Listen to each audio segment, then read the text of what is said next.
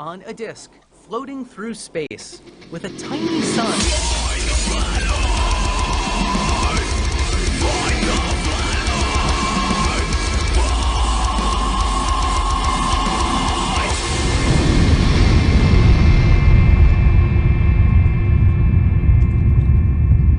Hey, I'm FTFE and welcome back to the channel that kicks stupidity in the nuts with the steel toe-capped boot of knowledge. The past few debates that I have been in have been some pretty, shall we say, lively ones. Dumpster fires of epic proportions where I have been a little bit agitated, and rightly so, because the people that I have been debating are not just flat earthers, but scum. For instance, Hip Hop Hippie is a Holocaust denying, 9/11 denying, school shooting denying piece of crap. Special agent, and when I say special, I am putting like quotation marks in front of it, Victor Croat, was also a bit of a dick, shall we say. So yeah, the debates I've been having have been quite lively and entertaining. I hope entertaining anyway. But tonight is going to be a little bit more sedate because we have someone who is a rarity, in my opinion, a flat earther who is also a decent person. We welcome him back to the channel. Sonny Stephen, how are you doing today, Sonny? I'm doing well. Thank you so much for having me. Yeah, cool. I'm wearing the Irish shirt. I'm on Irish mode. It's St. Paddy's Day. Awesome. Yes, although it being St. Paddy's Day, most of it has been cancelled because going to the pubs is probably a bad idea at the moment. We are in the midst of a worldwide pandemic known as COVID-19. Team, what's your thoughts on what's going on? Well, other than the fact that as I told you earlier, I'm getting sick as fuck, and I'm hoping I didn't catch it. But yeah, I'm dead serious. Wow. But yeah, they just shut down all the bars and restaurants unless they can provide takeout service or whatever, deliver your takeout. Those are the only two options that restaurants have for staying open. And I don't know, it's weird. I woke up today and I felt like shit. I haven't felt like this in a while. Well, it sucks that you're feeling bad, dude. Number one, I hope you don't have COVID-19, and number two, whatever it is, I hope you feel better. But I ain't a doctor, so don't listen to me for medical advice, but it is just sound advice to say wash your hands as often as possible. And if this might sound like a stupid thing, but if you aren't sure about how to wash your hands properly, there is plenty of advice on how to do it. I am even thinking of doing just a how to wash your hands instructional video. Because, you know, we touched it and it spreads it. So just be safe. Look after yourself and your families. Don't go panicking and buying all the toilet roll because, you know, other people need toilet roll as well. But yeah, definitely basic hygiene is an absolute must in times like this. So calm is good. Follow instructions from your governments because they want to help stop the spread. If they say don't have any unnecessary contact, then don't have any unnecessary contact. But yeah, anyway, on with the stupid. Sonny, you're still a flat earther then? Yes, and well, I'll be right back. I know you're a little bit disappointed. Yeah. I know you're a little bit disappointed, but yeah, I'm sticking to my until I see maybe for myself, maybe if they send me to space or if there is space, I'd be convinced.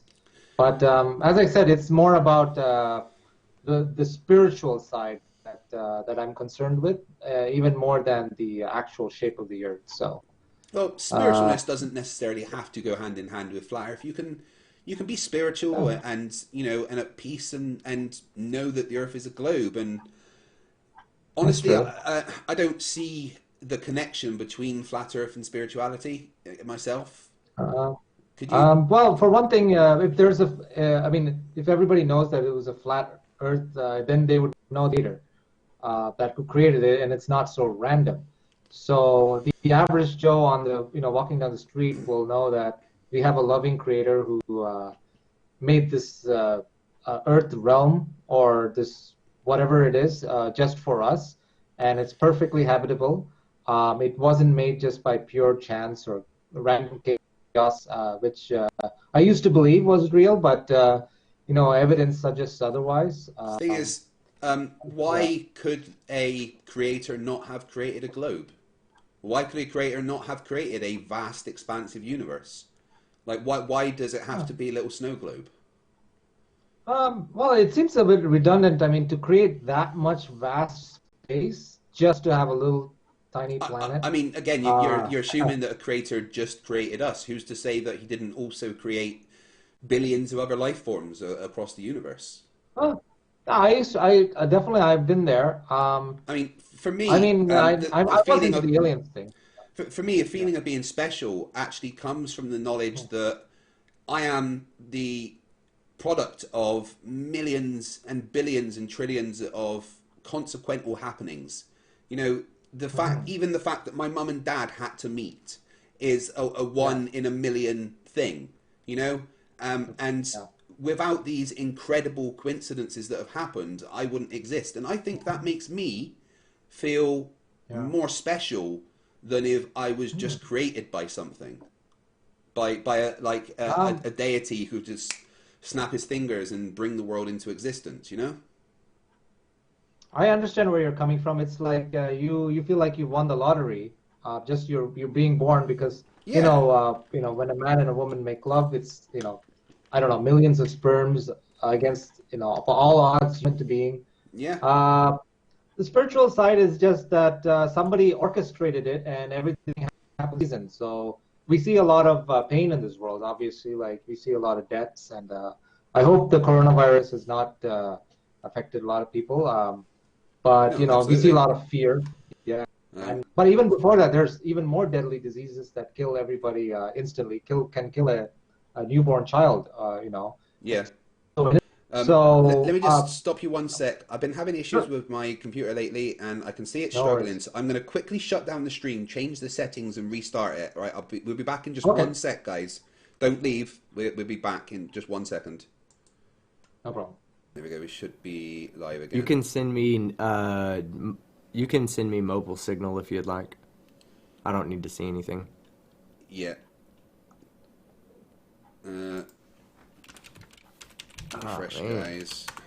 Well, my mom while we were in our intro, and then I said I'd be right back to go call her, Oh. and then she didn't answer. Right. I Should need be to make back. me a new. You guys can just refresh, and we should be there. The quality should be a bit better as well.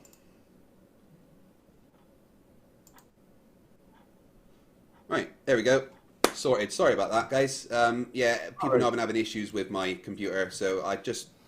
Oh my god, is it buffering now that I've done that?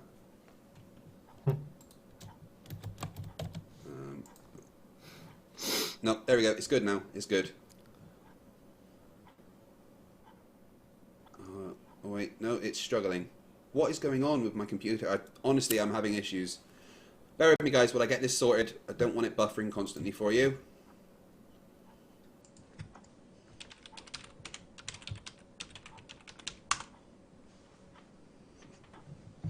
Right, we should be back live now. The quality is going to stay at 480p, guys. I do apologise, but there's an issue with my computer, maybe my internet at the moment. It's not letting me stream at a higher resolution, but it should stay stable and hopefully not destroy us all if I stay like this. So I'll just put in the chat to refresh. Right, here we go. Okay, so yeah, where were we? Spirituality and flat Earth. Yeah. Yeah. Uh, honestly, I don't see the connection between spirituality and flat Earth. A lot of flat earthers say that the Bible says flat Earth, which is nonsense because the Bible doesn't say flat Earth. Are you someone that thinks the Bible is a flat Earth book? The Bible does have something like, the earth is stationary, it cannot be moved. I know those for sure. Um, and I think there are some passages that say the sun and the moon revolve around the earth. Now, some people, of course, who believe in the globe still believe in the Bible. They say it's all poetical, like we Well, are the yeah. center of the attention of God. Most But, of the people that believe in the Bible don't believe it's a flat Earth mm, book. That's one of the main yeah. things. Yes, but there is definitely a growing amount of people that are believing in the Bible as it is and the flat Earth as it is. Yeah. So But yeah, hopefully. do you Yeah. think the Bible is something that should be taken literally? A lot of it does make sense. The Ten Commandments, for example, is a very good example. I mean, I it's mean, very famous. Everybody yeah. knows I that. mean, but You know, basics. do you think that you need, say, the Bible for guidance to have morality? That's a very good question. What what do we have with? Okay, say for example, we find out tomorrow there was never a God and there's no laws, there's no human criminal system or anything like that, and it's just like every person for themselves. You know, how would you imagine that world being? There's no laws, there's no human laws at all, no courts, no jail, nothing. Well, with no laws, we Um, probably revert to some Yeah, kind can of I counter tribalistic that? nature. Yeah, go ahead, team. Oh, this is no, go ahead, as go ahead. much for you as No, anyone. I would just like to. I'd like to counter that to say, Sonny, if I handed you a razor and shaving cream without Mhm. instructions on how to shave your face, would you redefine how to shave your face, or would you just kind of shave your face in a manner that is, the best thing that is for your face? Like, guys, I'm gonna have to step away. Let me just get the argument out, and I'll let you guys talk about it. Basically, what I'm saying is that without God, there's still we understand what is good for our society and what is not good for our society. It's not beneficial for our society to continue to let murderers run around and kill everybody, or thieves run around and steal things from other people. Even without God, we would see that these would be things that would be antisocial behaviors, and we would act accordingly because we are about survival. With or without God, we are about survival. What gives us the best survival chance? Well, what gives us the best survival chance is acting like the humans that we are today, and we don't need God for that. Yeah, So you're very sure that we don't need God. Okay. yeah. No, I mean, So for me personally, yeah. I don't believe that there's a God. I Mhm. hold the agnostic atheist view that I don't believe there's a Mhm. God, but I could never prove it either way. But I don't think that I need a God to have a sense of morality. I know what's right and wrong, and I can impart those good values up to my children and hope that they grow up as decent citizens. And none of that for me requires a God. I don't get any of my morality from a God, but I'm still a decent person that wants to do the right things. Again, it was because, as you mentioned, you mentioned it yourself. It's because you had decent parents, right? Yeah, So where did your parents get that? From their parents. And if you keep like, there's always a source to something, right? I mean, eventually we'll get to something like a book that's been around for centuries. Societies, a lot of society, they began by worshiping, fearing God. Fear of God is an old saying. Fear of God is the beginning of wisdom. Um, and maybe, of course, maybe even if you had terrible parents, you could become a great, like a great child. Just learning moral values in your own way. But it's more likely that you are a good person because your parents were good. Okay, well, so I would like to yeah. quote a very famous character, and I'm going to see if you can guess where this quote comes from, Sonny, all right? But the quote is, Okay. "It's not the circumstances of your birth that are important, but what you do with the gift of life." Do you agree with that? Mm. Yeah, I do agree with that. But at the same time, it's also like, was that Raichu or who was that? It Or was I don't know. Mewtwo.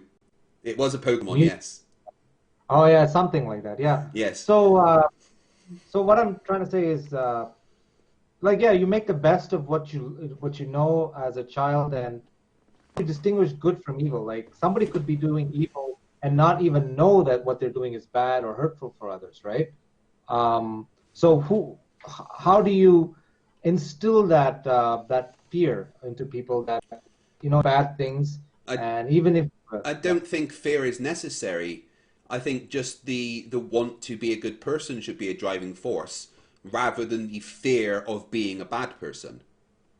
Well, that's the thing. Like there is a small part of you, even if you want to do a good thing, why doing it? Even if some people even self-sacrifice, right? They do something despite all odds of success for themselves, they just willingly sacrifice for somebody else. That to me does not seem like a survival mechanism. That seems more like there's something more divine within us. That wouldn't you agree with that? Yeah. It may not be an individual survival mechanism, but doing something for the greater good is a survival Yeah, mechanism greater for the good. species, right? Yeah. And Well, the main need for any species. I mean, you look at the coronavirus. What does the coronavirus want? It wants to survive. It wants to spread, and if that means some of the coronavirus is dying off, so that stronger strains can be the ones that spread, then that's what's going to happen. And I think it's the same with humans. You know, if you want to have that self-sacrifice, and it's not really for you, it would be for the greater good. And I think to self-sacrifice for the want of the greater good is a much better thing than to self-sacrifice out of fear of a god or fear of a punishment. well, And I think as humans, we should all be aiming towards the mindset of, well, we just want to improve humanity, not because yeah. a god tells us what to do, but we want to be decent people and just instill the nature of being a decent person into your progeny. Well, since since you brought it up, since the coronavirus started, do you know how many more people have taken a cleaning more seriously? Probably How a many lot. more people have? Yeah, probably a lot more, right? Okay, coronavirus is something that's intangible. Let's just say we don't really fully know it. They say it's a virus. It's something. Well, it's definitely a It's something in virus. the air. Well, it is a virus, but it's something you can't really see with your eyes, and it's kind of like it's in No. the air, but yeah. So what my theory is, same way thing with God. I mean, you might be a decent person, but for the masses who aren't, or they just they're like, I want to live whatever way I want, and I don't give a crap about anybody else. Maybe God can be that something like a fear. Maybe it's not the best way to get somebody to do the good, but it's certainly a very effective way. And maybe that's why a Yeah, lot of but cultures developed around God, fear of God. Yeah. I mean, that's saying that, fear of a punishment is the best way to make people be good. Whereas, yeah, it's going to be effective because no one wants to be punished, Mhm. but Yeah. it's not going to be good for spirituality because you're not being good because you want to be good. You're being good because you're scared of being bad. And that to me isn't a good person. That's someone who's just being good because they don't want to be punished. I want to be a good Well, they don't know person better. because I think that's the right thing to do. If I see someone Oh in yeah, you trouble, know. I will try to help them, not because I've got any morality instilled into me from any kind of God, but because I think it's the right thing to do. And I think that is Yeah. a much better way to live. But I mean, if we're looking at the Bible and like with it being literal, um, can snakes talk? No, they can't talk. Can a bush randomly set on fire and talk? Well, that depends. I have seen some odd videos of poltergeist activity. Things just move around on their own, so we don't. I Yeah, mean, it could have but happened. okay. Or What's things stop it. pi? Hmm? What's pi? The circumference divided by diameter. What number is that? The pi is like 3 point something, right? 3.14159, right? Oh, yeah, yeah. But if we listen to the 14.1. Yeah. Bible and have to Uh-huh. take it literally, then Bible says that pi is 3.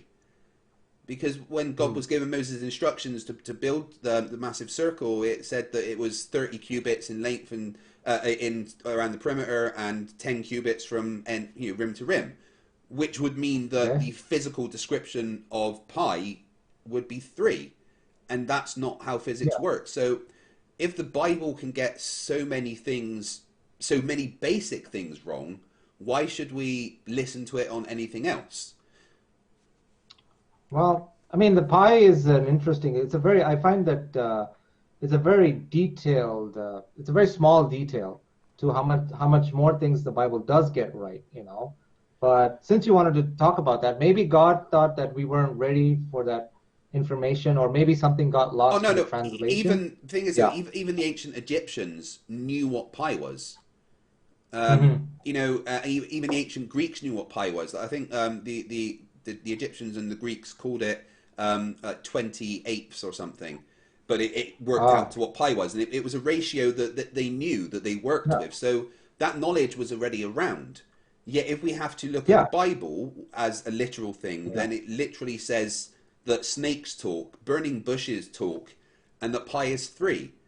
And Ah, those are 3 physicalities that are impossible. And then you look at the talking about a global flood, for instance. I mean, that was impossible. That couldn't happen. I mean, and ah, even so far as going to, well, okay, Noah built the ark with 2 of each species on. How many millions of species was there? I mean, there's so many things in the Bible that are literally impossible. And not only things that are impossible, there's things that are downright disgusting and immoral, in my opinion. I mean, the Bible says in some passages that it's okay to not only have a slave, but to beat your slave.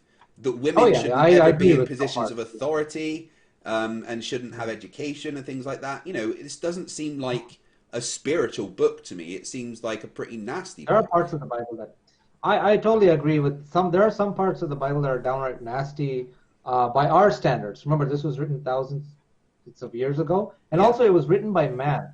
It was like maybe under the guidance of God or somebody. The man tried to do the best he or she could just to get it down as accurately as possible. But then they said, let's add this part, let's add that part, and then before you know it, they had all kinds of these weird, you know. I know there's some things like it's okay to take your my daughter for some reason. yeah. It's pretty But disgusting. Yeah, it's but the main thing yeah, about the Bible is that yeah, it's not a flat Earth book. It doesn't talk about the shape of the Earth. That's not its purpose. We shouldn't look at the Bible for scientific truths because that's not what it was yeah, ever designed for. It was just, it was supposed to just be the word of God about how to live your life and the story of yeah, yeah. That's what Jesus it's a and guide. the descendants and stuff, Yeah, right? So yeah, I honestly, the whole argument of, well, the Bible says it's flat is a completely pointless one because the Bible has to be interpreted in different ways. It has to be. yeah. That you cannot I take the I understand Bible that. literally. So it should not Yeah. be something that we look to for scientific truths. So, I do agree with that, parts of that, yes. But just because you told me about the Egyptian, do you know how many other ancient civilizations? This has nothing to do with the Bible, by the way.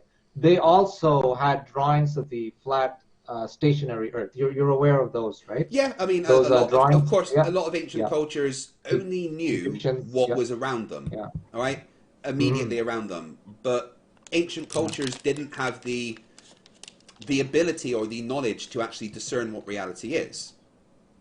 Whereas we do. Hmm. I mean, how would look at the Aztecs? How would the Aztecs who lived in that one area of Mexico know what the shape of the Earth is? They never left, that part of Mexico. They never colonized other lands and stuff. So where would their reference be to what the shape of the Earth was? All they knew was they lived on a land, and they could probably Uh, see as far as they ever went. And I don't think ancient cultures are people that we should look to again for scientific observations.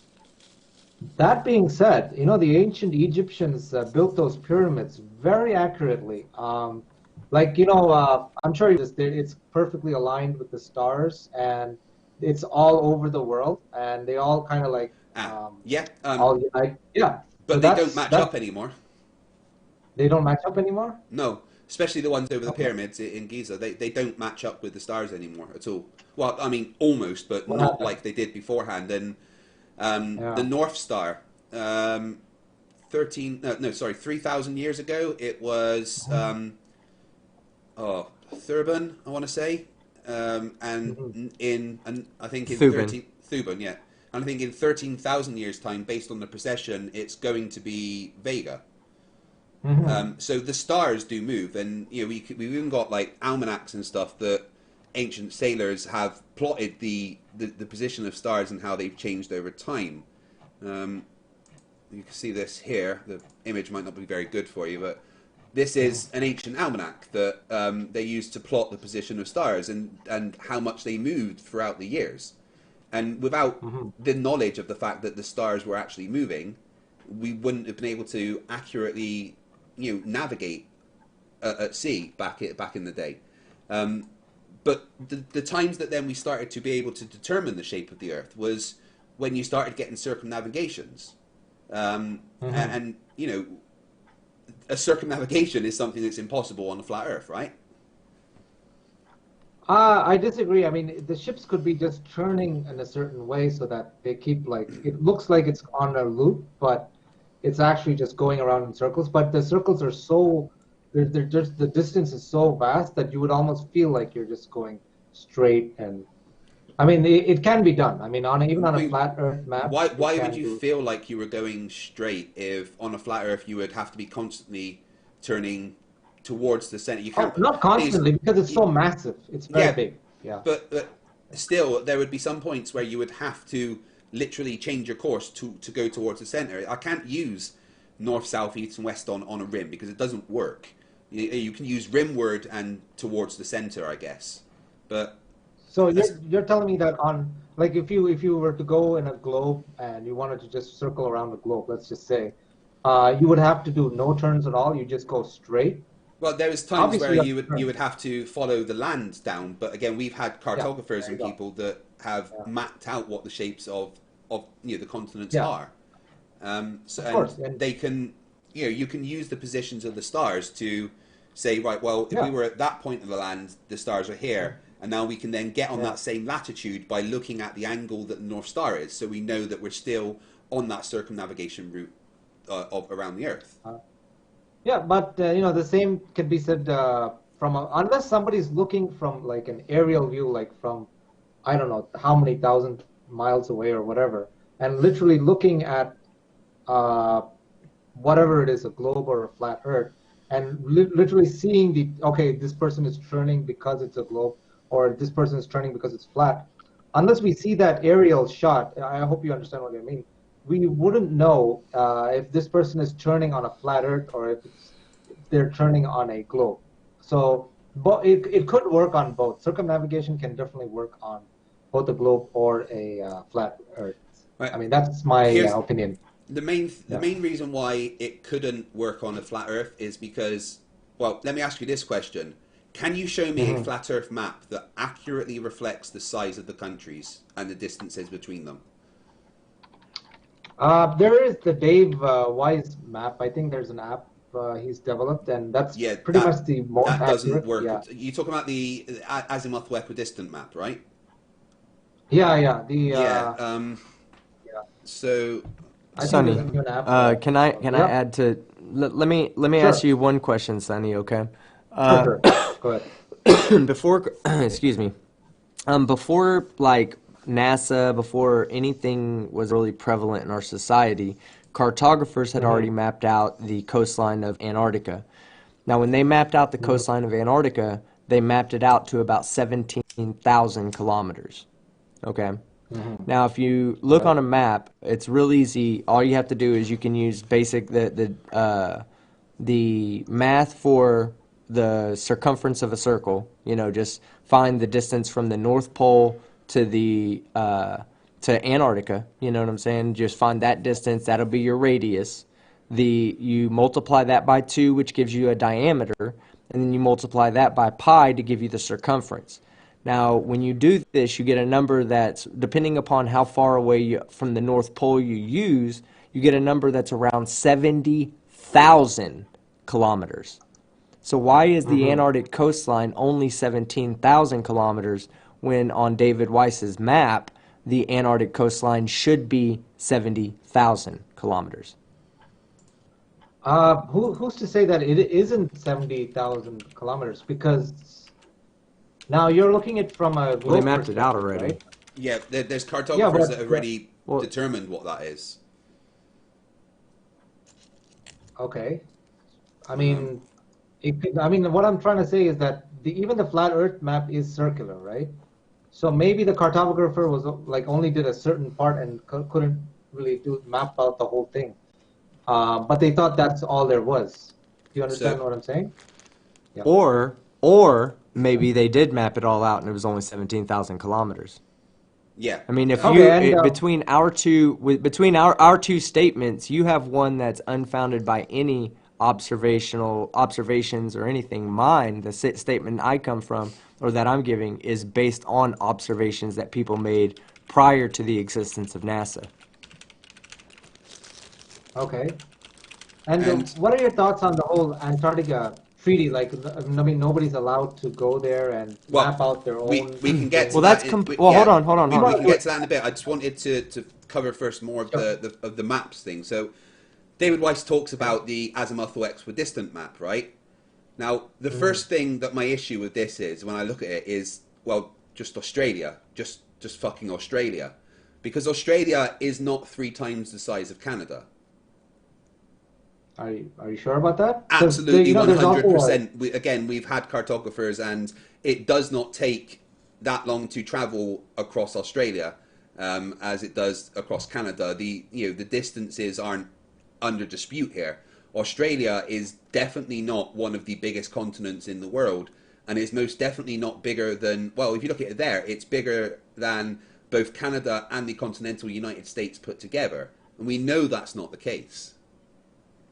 So it's absolutely, there is, the reason I asked you, can you show me a flat Earth map that accurately reflects distances, is because there isn't one at all. No flat Earth map is accurate because all maps are a projection of a globe. This is a projection of a globe. If you wrap that around the sphere, the distances actually work out. But on a flat plane like that, it just doesn't work in the slightest. Team, sorry, what were you going to say? Yeah.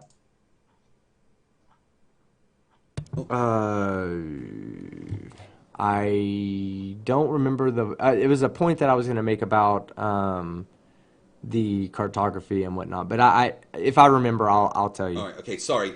Or no, it was something that, no, I'm sorry. It was something he said, and that we went, Sonny, what did you say? We were about to jump to a different topic, and you go, well, hold on, I want to stay on this subject. yeah. That's what it was. We were about to change Antarctic to a different Treaty. topic.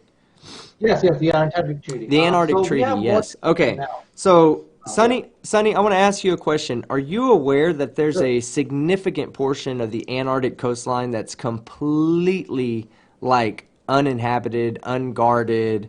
I mean, if Yeah. you truly wanted to go to Antarctica, all you'd have to do is go through a significant portion of it that's uninhabited completely, and you could do this on your own. There'd be no military nobody penguins or can ships or stop. anything to stop you. I'm sorry? No, I know there's a trip that they arrange for you, and it costs a lot of money. First of all, it's like $30 or something $1,000, and they don't allow you after a certain point, and there's a lot of limitations. I mean, you speak of going to Antarctica as like, oh, you can just Okay. hop on a ship and go there, but realistically, I mean, we can't really even travel to another country without a passport, and there's so many restrictions. Right. You can't even yeah. Okay. We agree with that, right? Yeah. So the Antarctic Treaty, all of the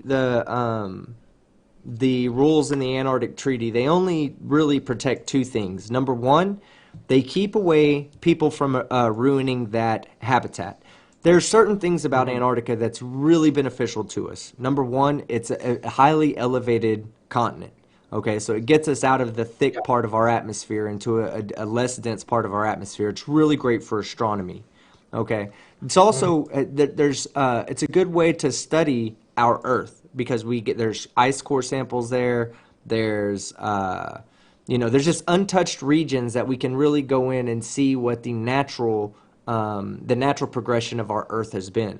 Now, if we open that up to privatization, right? If we tell everybody, hey, come on down to Antarctica, there's a great place there's a great whole continent down here we haven't yet tapped out. Well, number one, it's going to ruin the science that's going on down there. Number two, it's harsh. It's not like we're talking about going from America to Canada here. We're talking about going to the bottom of the Earth.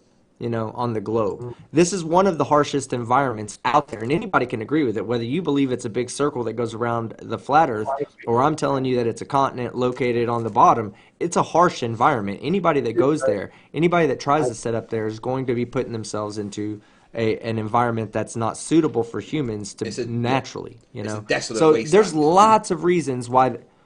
Yeah, there's lots of reasons why we don't just send people out there, send businesses out there, whether it be environmental protection or whether it be just the protection of the humans that would have to be the ones working down there. There's also stipulations in the Antarctic Treaty that guarantee, like, let's say there's a Russian base down there and there's an American base, and we butt heads internationally, right? Well, on Antarctica, excuse me. Well, on Antarctica, we don't have that option. They remove all the differences that we have in this part of this world. And they say down there, you have to coordinate with each other. You have to. Because if the Russian scientists get into a situation where they're in danger, down there, there's a high chance that you will die due to exposure and just natural events.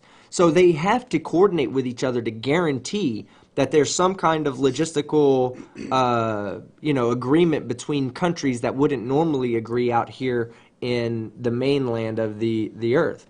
And then the other part of it is to keep us from militarizing Antarctica. Yeah. Because Antarctica provides allowed. everybody a good jump off. Yeah, you can. If you were to put a base on Antarctica, you literally have easy access to any part of the southern hemisphere.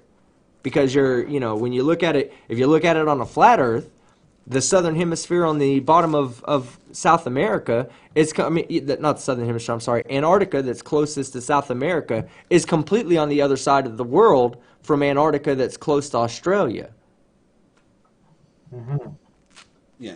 Well, I mean, the points you're making, I mean, to be honest, like you say, oh, they don't want a military base there, but then let's face it, I mean, they have military bombs going off where children are.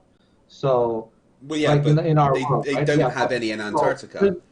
there's no moral compass, let's just say, to the whoever's part of the military. There's no real moral compass. Not But like, there is a compass, though. There is a compass, though, and the compass is the Antarctic Treaty.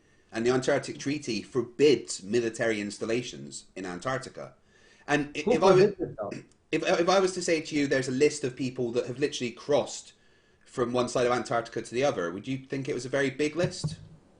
No, I know for a fact Well, Robert Byrd. How about I show you a quick video with the list that's absolutely not complete, but this is just a quick video with a list of people that have crossed Antarctica.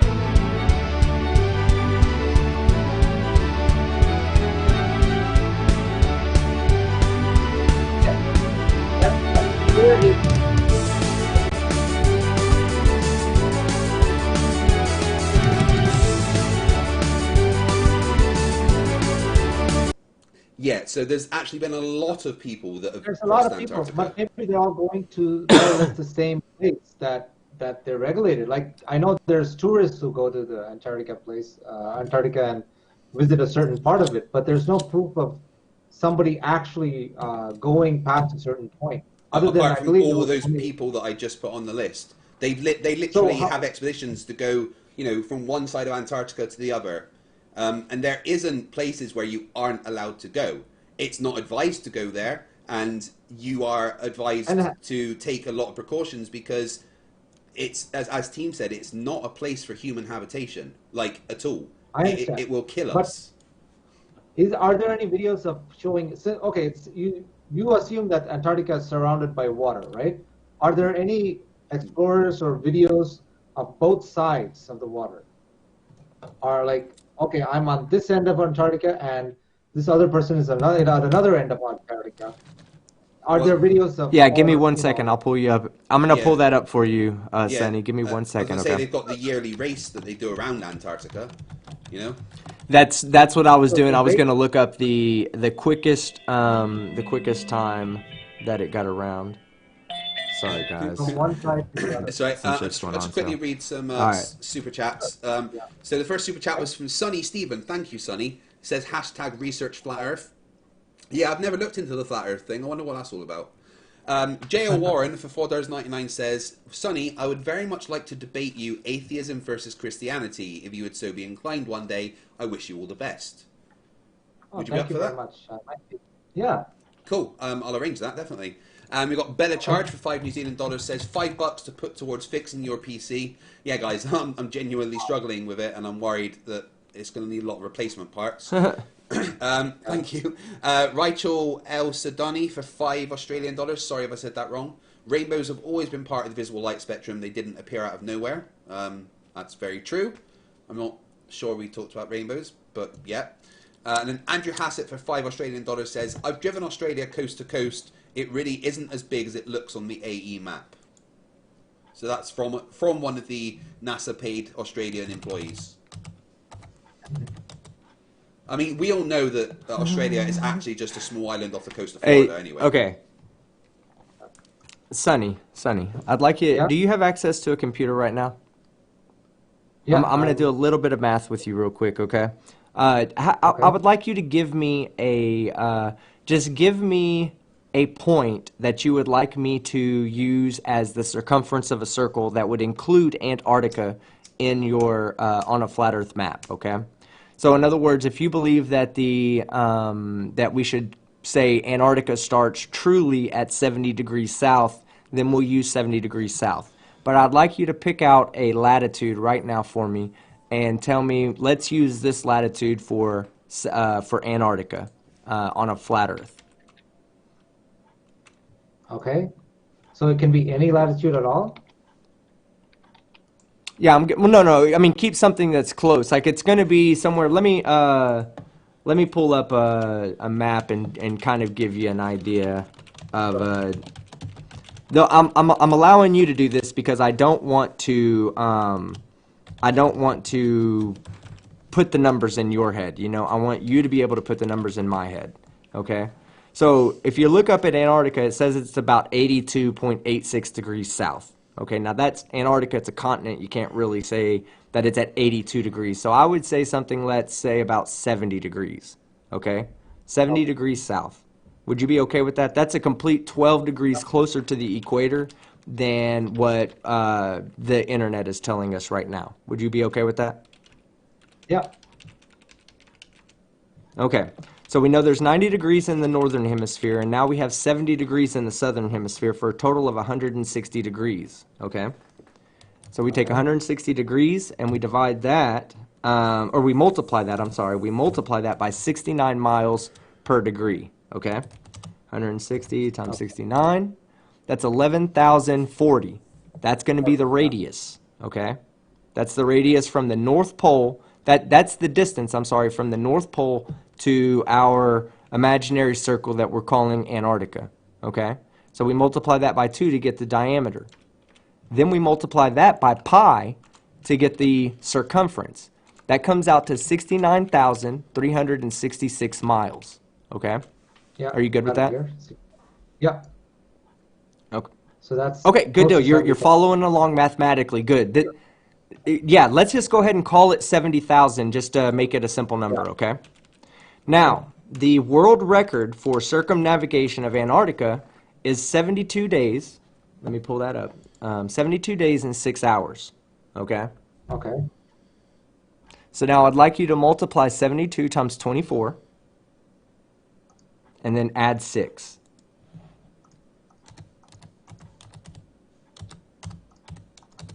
You should come out to 1734.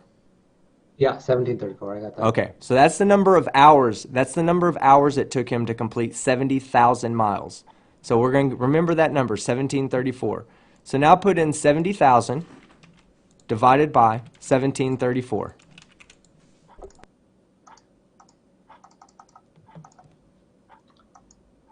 $70,000 divided by 1734, right? Okay. Yeah, 40.3690. So we'll just round it down to 40. That boat, that ship, whatever it was, it's probably a boat. That boat Okay. had to travel 40 miles an hour non-stop for 72 days and 6 hours in some of the roughest seas that you could ever imagine. That's not gonna happen. Okay, that's not. Let's go and let's look at the boat that they were on. A sailboat. You have a picture? Oh, Yeah, I do. I Give me mean, 1 second. Give me 1 second to bring it up on my vMix, and I'll share that.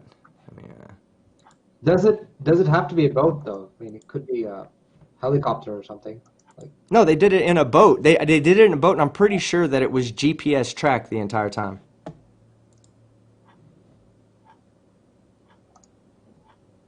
But have you ever been like on a lake where you're in a boat that's moving pretty fast? Like you're not on most of the boats on the lake, you're not going 40 to 50 miles an hour. You're going like 20 to 30, and that feels yeah. pretty quick. So hold on, Okay. I'm just getting it set up so that way it would just take me 1 second.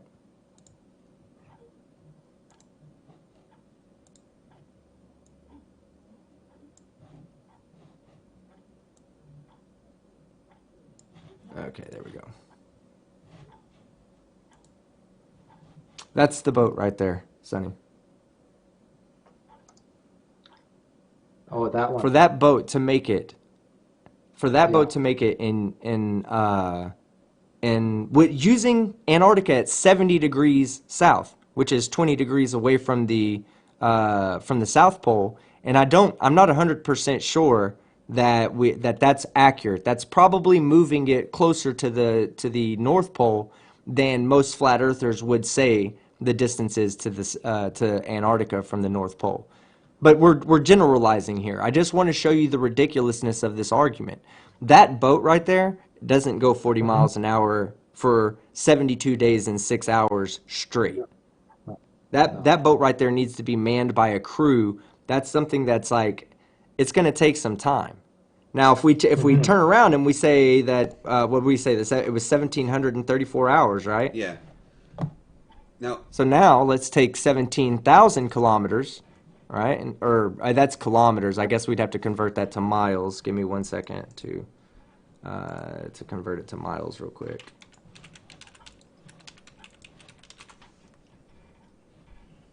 It's like 1.6, so I'm sure it's like, I'm going to do it in my head. 21,600? Something like that? Let me see. yeah. So how fast would about 40 miles an hour for how long? 72 days and 6 hours. Right. Cool. Oh, I was way off. I said 42,000. Wow. It's not. I don't know what I was. My head's all off. 27,358 kilometers. Yeah. So, oh, but wait, we did it in miles per hour to begin with. I'm telling you, man, I am so out of it right now. 17,000 miles. That Oh, wait. coronavirus. No. Okay.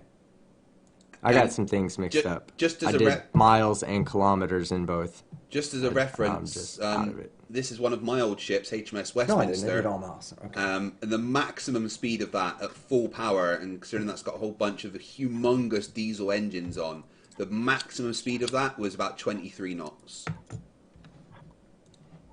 How many miles is that per Okay, hour? so It's 17,000 roughly miles. 23 miles an hour. 23. Okay. Yeah. Yeah, so Sonny, for that boat, then to do it over a 17,000 mile coastline would be approximately 10 miles an hour for the whole time. Now that's still quick, but that's not 40. That's 4 times slower than what it would need to be for you to make it across, and that boat ain't going 40 miles an hour. This No. was done to set a record, so obviously, at a quick pace, they're only getting 10 miles an hour. Yeah. Mhm. Think it's just I'm going to try and show you as many impossible things on the flat Earth as we can tonight, and there's a couple of questions from the audience as well. Man Devil Okay. says, why do the latitude lines shrink in circumference instead of increasing in the southern hemisphere if the Earth is flat? But where is he measuring those latitude lines? Like on a Well, globe, right? Like that's he just assumes no. it's It's a just globe. known that the latitude lines are, the shorter in the south as you go towards the South Pole from the equator, or if you go towards the North Pole from the equator, the latitude lines literally get shorter in circumference. It's just the fact that we know what they are, and that doesn't happen on a flat Earth map. Yet that's the reality of the situation. Well, the flat Earth map also is it's basically a flat circle, right? So maybe that's why the latitude lines gets like shrinks. It's basically a flat, but it's a circle. That's our model too, in a way. You've just made it into a globe. Yeah, but the point is that latitude lines don't work on a flat Earth. Like, if we look at, let me get that map back up. Where did it go? You know, if you look at And guys, I'm just letting you know, I was conflating, I was switching between miles and kilometers there, guys. I'm so sorry. My head is just out of it right now. Yeah, no, because I was measuring 69 miles per degree of latitude, which would give us miles for the circumference. 70,000 miles would be the circumference, but then you have to convert that into kilometers, and I just flubbed that up, guys. I'm so sorry. Well, You have to as forgive me. you got this on the screen, you can see he's drawn some lines there, right? yeah, So, yeah, latitudes can shrink in a flat Earth as well. That's but my opinion. on a flat Earth, the latitude lines only shrink in circumference as you go towards the North Pole. But as you go towards the southern, the ice wall, they would not only get bigger in circumference, but they would get further apart from each other, and neither of those things happen in reality. But how do you know that doesn't happen in reality, though? I mean, I'm how are ex-Navy. I've sailed a whole bunch of the world, and we base our I understand navigation. that. We respect base that. our navigation on a globe. You know, one of the jobs that I had to do quite often on board HMS Westminster, and when I was on a T-boat submarine, was calculate how much fuel we would need for certain distances. And if I didn't make these calculations right, you know, if we need to get somewhere quickly, we need to take only the amount of fuel that we need so that we can go maximum speed and not have too much weight, but still have enough fuel to get there. And if I didn't do those calculations right, then we would have been stranded in the middle of the ocean. But, I respect. you know, Yeah. so how could I do the calculations based on a globe if the Earth is flat? I mean, I think what I'm trying to get is I really respect your calculations and all those things. I mean, you did a great job to, get yourself there. But as I mentioned before, that you could be your calculations could work just as easily on a flat Earth. But they don't. That's the thing. The distances are wrong hold on on. a flat Earth. Sorry, Conti. Yeah. Okay, so I've had a chance. I muted my mic and I pulled my thoughts together to make sure that I did the math right. What it was is instead of when I said it was miles per hour, it was actually 10 kilometers per hour, which is about 6 miles per hour. So they would have needed to travel 40 miles per hour to complete the circumnavigation if it was flat, and they would need to travel 6 miles per hour to complete it if it was a globe. And that's a record speed, Sonny. 6 miles per hour. Record speed. So I still don't know how this proves a globe or a flat Earth, but I'm just trying to say that both of these mathematics could Well, work it's on evidence to support it. Yeah. Well, okay. Yeah. Here's how it works, though, Sonny. So let's say we did the math, right? And we said, first off, if it's a circle, concentric circles get bigger by a relationship of their radius. Okay, direct relationship to their radius. Yeah. So as you get bigger, if you increase the radius by twice, then you're going to increase the circumference by twice. Maybe by 4. God damn it, now I'm trying to do math in my head again. It's circumference times the diameter. So yeah, there's a direct relationship between the size of the circumference and the size of the diameter is what I'm trying to say. If you double the diameter, you double the circumference. So yes, if you double the radius, you also double the circumference. Yeah, okay. I think so. I hope so. All right, so anyway. So if you use that basic understanding of a circle, unless you're trying to redefine a circle to say that once it passes a certain point, that the circumference of concentric circles starts shrinking, well, that's the definition of a fucking sphere. That as you get away from the North Pole, the concentric circles will get larger until the equator, and then will begin to get smaller again until they get back to the South Pole. We're saying it's the opposite. Like it gets bigger as it gets out, and then it gets smaller as it goes towards the north, right? But Anyways, it doesn't in reality, and that's kind of the point that we're making here. yeah. Well, I just wanted to quote one verse from the Bible. I mean, this is Isaiah chapter 40, verse 22. It is he who sits above the circle of the earth. So, yeah, so that's kind of like what we are trying to establish here. So if you spread out a globe, right? So if you, like, say you have a globe and then you spread it out, or you take it apart, it actually becomes like a flat circle, right? Well, no, you can't make a circle into a globe. If you were to peel apart a globe to make it flat, you get like two V parts at the ends because you can't just take it and make it completely flat. But if you're saying that it's a circle, they looked down upon the circle of Earth or whatever, well, what shape is a sphere going to be if you look at it what's a two-dimensional representation of a sphere? It's a circle. I mean, so if you're two-dimensional, yeah. If you are looking at that, the actual shape that you see is a circle. So that that again, you can't take the Bible as literal. No, I'm just saying because you said that flat earthers are using the Bible. This is one of the verses I believe they use, and its inhabitants are like grasshoppers who stretches out the heavens like a curtain and spreads them out. So it's spread out. So what I'm trying to say is, okay, imagine a clay ball, right? There's a clay ball, and imagine you just splat it, like you're just, you know what I'm saying, like just splat it. What does that ball become? It becomes a flat, circular kind of thing, right? So technically, your calculations could work on a globe or a flattened out version of that. No, Do you understand? But they really wouldn't, because the shapes would all be wrong. If you are to just squish a ball into a flat plane, you distort the surface of that ball. And by distorting the surface, you would change the distance between them. I disagree on that, because the distance between, say there's a point A to point B on that ball, like that clay ball.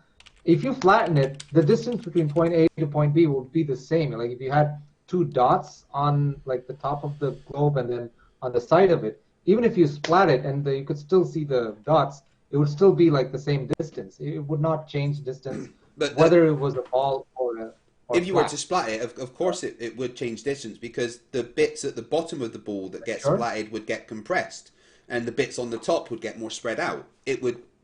That's why they say that the AE map is called an azimuth or equidistant projection. It means it's a projection of the Earth looking down from the top. So it doesn't accurately represent the actual distances, because they have had to change the distances to make it work by looking at this. Yeah, it's got all the countries on, but that's not an accurate representation of the distances between or across the countries. The Earth just doesn't look like that. I mean, time will tell. Like they're also working on a more accurate version of the flat Earth map. Hopefully, God willing, we can actually end the debate once and for all. If somebody were to just go up and, Sonny, can I ask you a question? Have you ever wondered, Sonny, have you ever wondered why we don't work on the globe model? You don't work on the globe model? Well, we don't change the globe model. I'm sorry. No, what I'm trying to say is that like everything on the globe model matches so perfectly to reality that we don't need to improve upon it. We understand it. We understand its physical features. We understand its shape. We understand, for the most part, our cosmology. I mean, there's still things that we have to understand or to learn and to further, advance our knowledge on. But the shape of the Earth is not one of those things. Like there's nothing that the globe Earth model is struggling to predict. Yeah. Have you ever Sure about questioned that? that? Why we don't do that? Like, Everything yeah, works on absolutely. everything Tell me works on the one. globe model. There is literally no issues with the globe model. It explains every observation that we have. It explains the seasons. It explains weather. It explains day and night. It explains the time of the year. It explains the positions of the stars in the sky, and it does all of these things with no contradictions with each other. Whereas the But all flat, of that can also be on a flat Earth. That's but it, but that's it, my it, that's it my doesn't. And like we can go the simple thing. Like someone in the chat has asked, Dennis D for $2 says, "What about the north and south stars? Why can't I see Polaris once I get past the equator? That doesn't make sense on a flat Earth." why he can't see Polaris. Yeah, the North Star. So if you're at the Yeah. North Pole, you look directly up, you'll have the North Star above you. But for every degree in latitude that you go down on the Earth, the sun actually, the North Star drops a degree in the sky. And that's how you work with something like a sextant. A sextant is a device you use for navigation at sea by measuring the angle between a celestial body and the horizon to let you know what latitude of Earth you're on. But as you get towards the equator, the North Star literally gets to the horizon. Then as you go south of the equator, you have to use a different reference point because you can no longer see the North Star. That And you're doesn't saying make that doesn't make sense on a flat Earth. Why can't you see a star that is directly above you from every point on the flat Earth? that's your proof of the curve, so to speak. It's an extremely good evidence of the curve because a sextant literally wouldn't work if the Earth was flat. It's based on the latitude of the globe by measuring the angle between a celestial body and the horizon. And if you're in the northern hemisphere, you would use the North Star for that. So you can measure as you're wherever you are in the northern hemisphere, you can measure the angle between the North Star and the horizon, and that latitude, that angle will correspond to a latitude on the northern hemisphere. When you're in the southern hemisphere, you have to use something like the Southern Cross, and another thing is that the stars in the southern hemisphere rotate in an opposite direction, which only makes sense if you're on a ball. The stars in the sky literally rotate in one way in the North Pole and the other way at the South Pole. That only makes sense if you're on a ball looking from your perspective. Yeah. I mean, like I said, even on a flat Earth, if you're looking from this one end, it would appear that the stars are going on that side. Whereas if you're on the other side of that same circle, it would appear the other way. No, Do but you agree on it that? doesn't. It doesn't appear like that because, again, if we look at this map, if you are at the left side of this disk and at the right side of the disk, you're actually going to be seeing the same stars in the sky, and that doesn't make sense because you can see the same stars in the sky at complete opposite sides of the disk, but you don't see those same stars when you go towards the middle and cross the equator. You see a completely different set of stars. It just doesn't make sense on a flat Earth. The stars in the sky literally change based on your position on the globe. Like I said, I mean, that Hey, doesn't fight. necessarily Yo. prove true. So, no. Fight, Sonny. Sorry. I'm not feeling good, man. I'm gonna get off. Okay. It's cool, dude. I Honestly, you just take care of yourself. Sorry Yeah, about that, I'm man. having a Sorry to hear great that. conversation, Sonny. I love having conversations with you, man, because you're very, polite Same and here. easy to talk to, and I think you're really trying Yeah. to learn. At least, you're trying to either strengthen your own beliefs or at least test them, and I appreciate that. No But problem, man. I just can't do it anymore, guys. My head That's hurts, cool. and I'm just not focusing very well. I'm going to So replace you with Red's rhetoric then, if that's all right. Anyway, I'll pray for you, man. I hope you get you're better gonna soon. replace me with that guy? Yeah. Well, hey, thank you, Who's that? Sonny. I do appreciate it, man. Yeah. No problem. And And I'll we'll try talk to again. be better by the next time you come back on. Yeah, because Yeah. I do want to come back Okay. on and speak with you. Feel Okay. better, team. Just look after I'll yourself. I'll be in the chat too. Everybody in the chat. I'm gonna be in the chat hanging out with those guys. I'm not going anywhere. So. Cool. All right, Sweet. just close down your thing. All and right, give Reds, it you to better do. Reds. Yeah, Reds, you better fucking do a good job there, guy. Yeah. Later. Speak to you Take later, care. team. Right, let me just replace Team Skeptic with Red's rhetoric. I'm not sure if I know his channel. He is someone who has literally proved the curvature of the globe many times. Okay. and he can talk to you about exactly how he went out and did the things that flat earthers were asking for, Wow. with the flat earther camera of choice. Reds, I've just sent you a link to Hangouts, so come in as soon as you can. So yeah, the northern and southern stars is something that is not explained on a flat Earth. It can't be. As you get towards the equator, the North Star disappears beyond the horizon, and the point of rotation changes to the Southern Cross, which doesn't make sense if the Earth is flat. I mean, there's also the, as we've all discussed, the point of convergence where you cannot see past a certain point. So Yeah, if you're too far off the flat Earth, maybe that's why you can't see that star.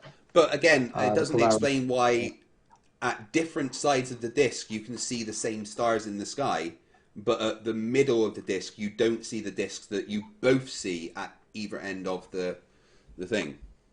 Mm-hmm. Just one sec when my computer catches up Oh, to get Reds in.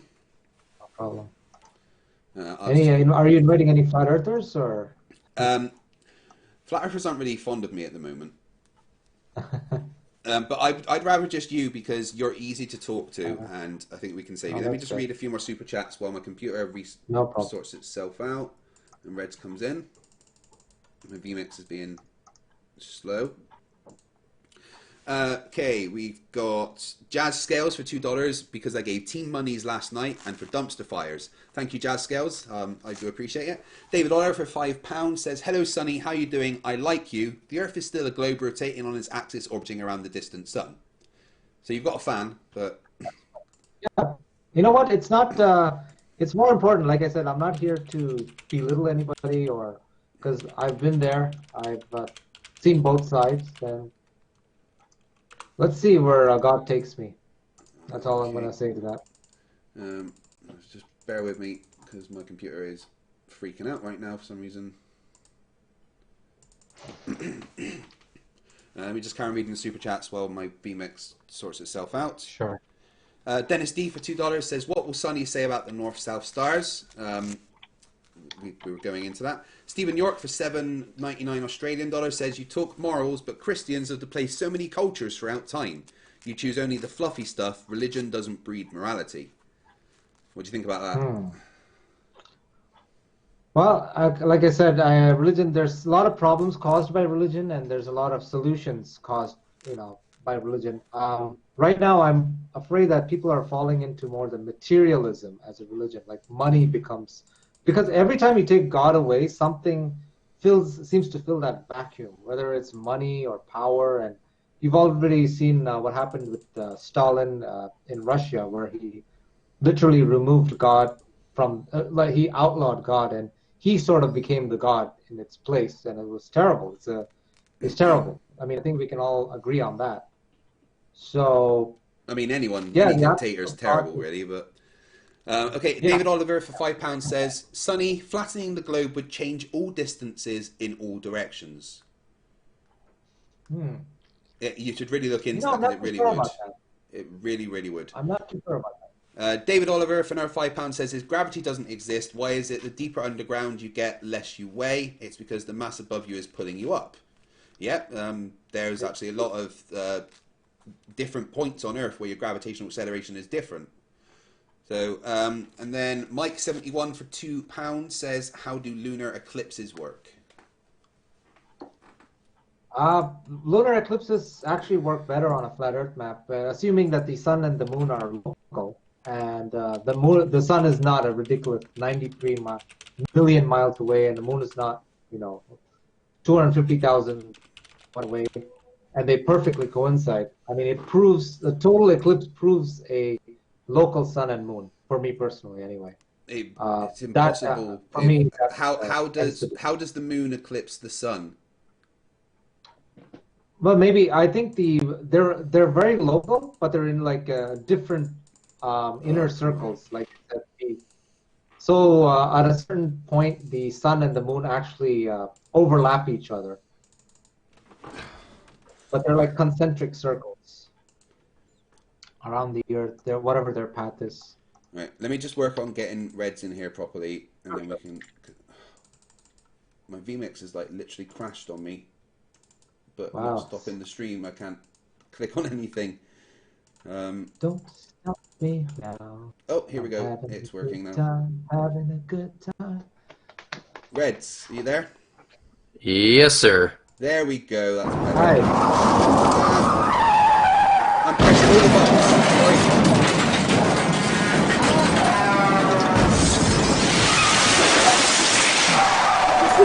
Stop! Cool.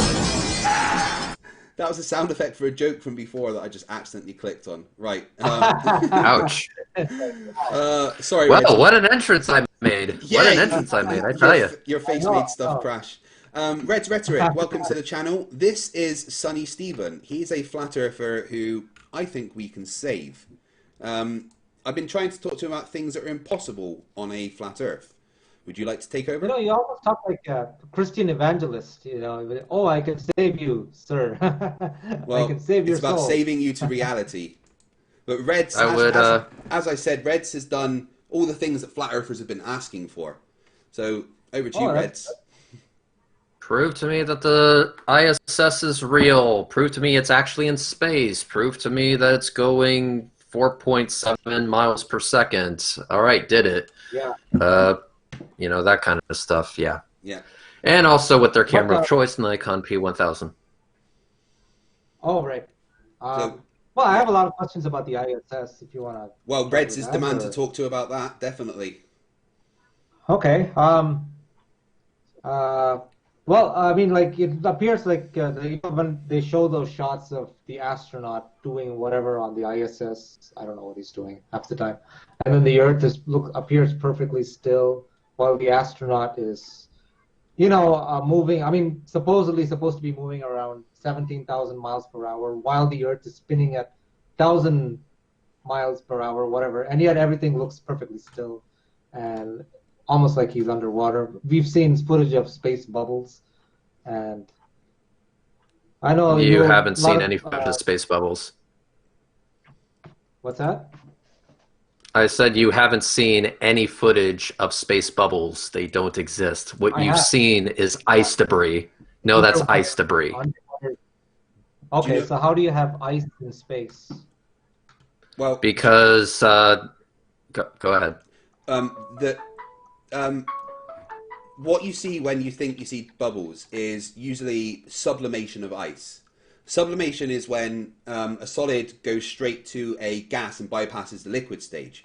Now, the current ISS EVU suits and also the Apollo ESS suits use a sublimation cooling system, right? Where they have an evaporator sieve that literally sublimates ice to space to draw away heat, to make sure the astronauts don't overheat and stuff.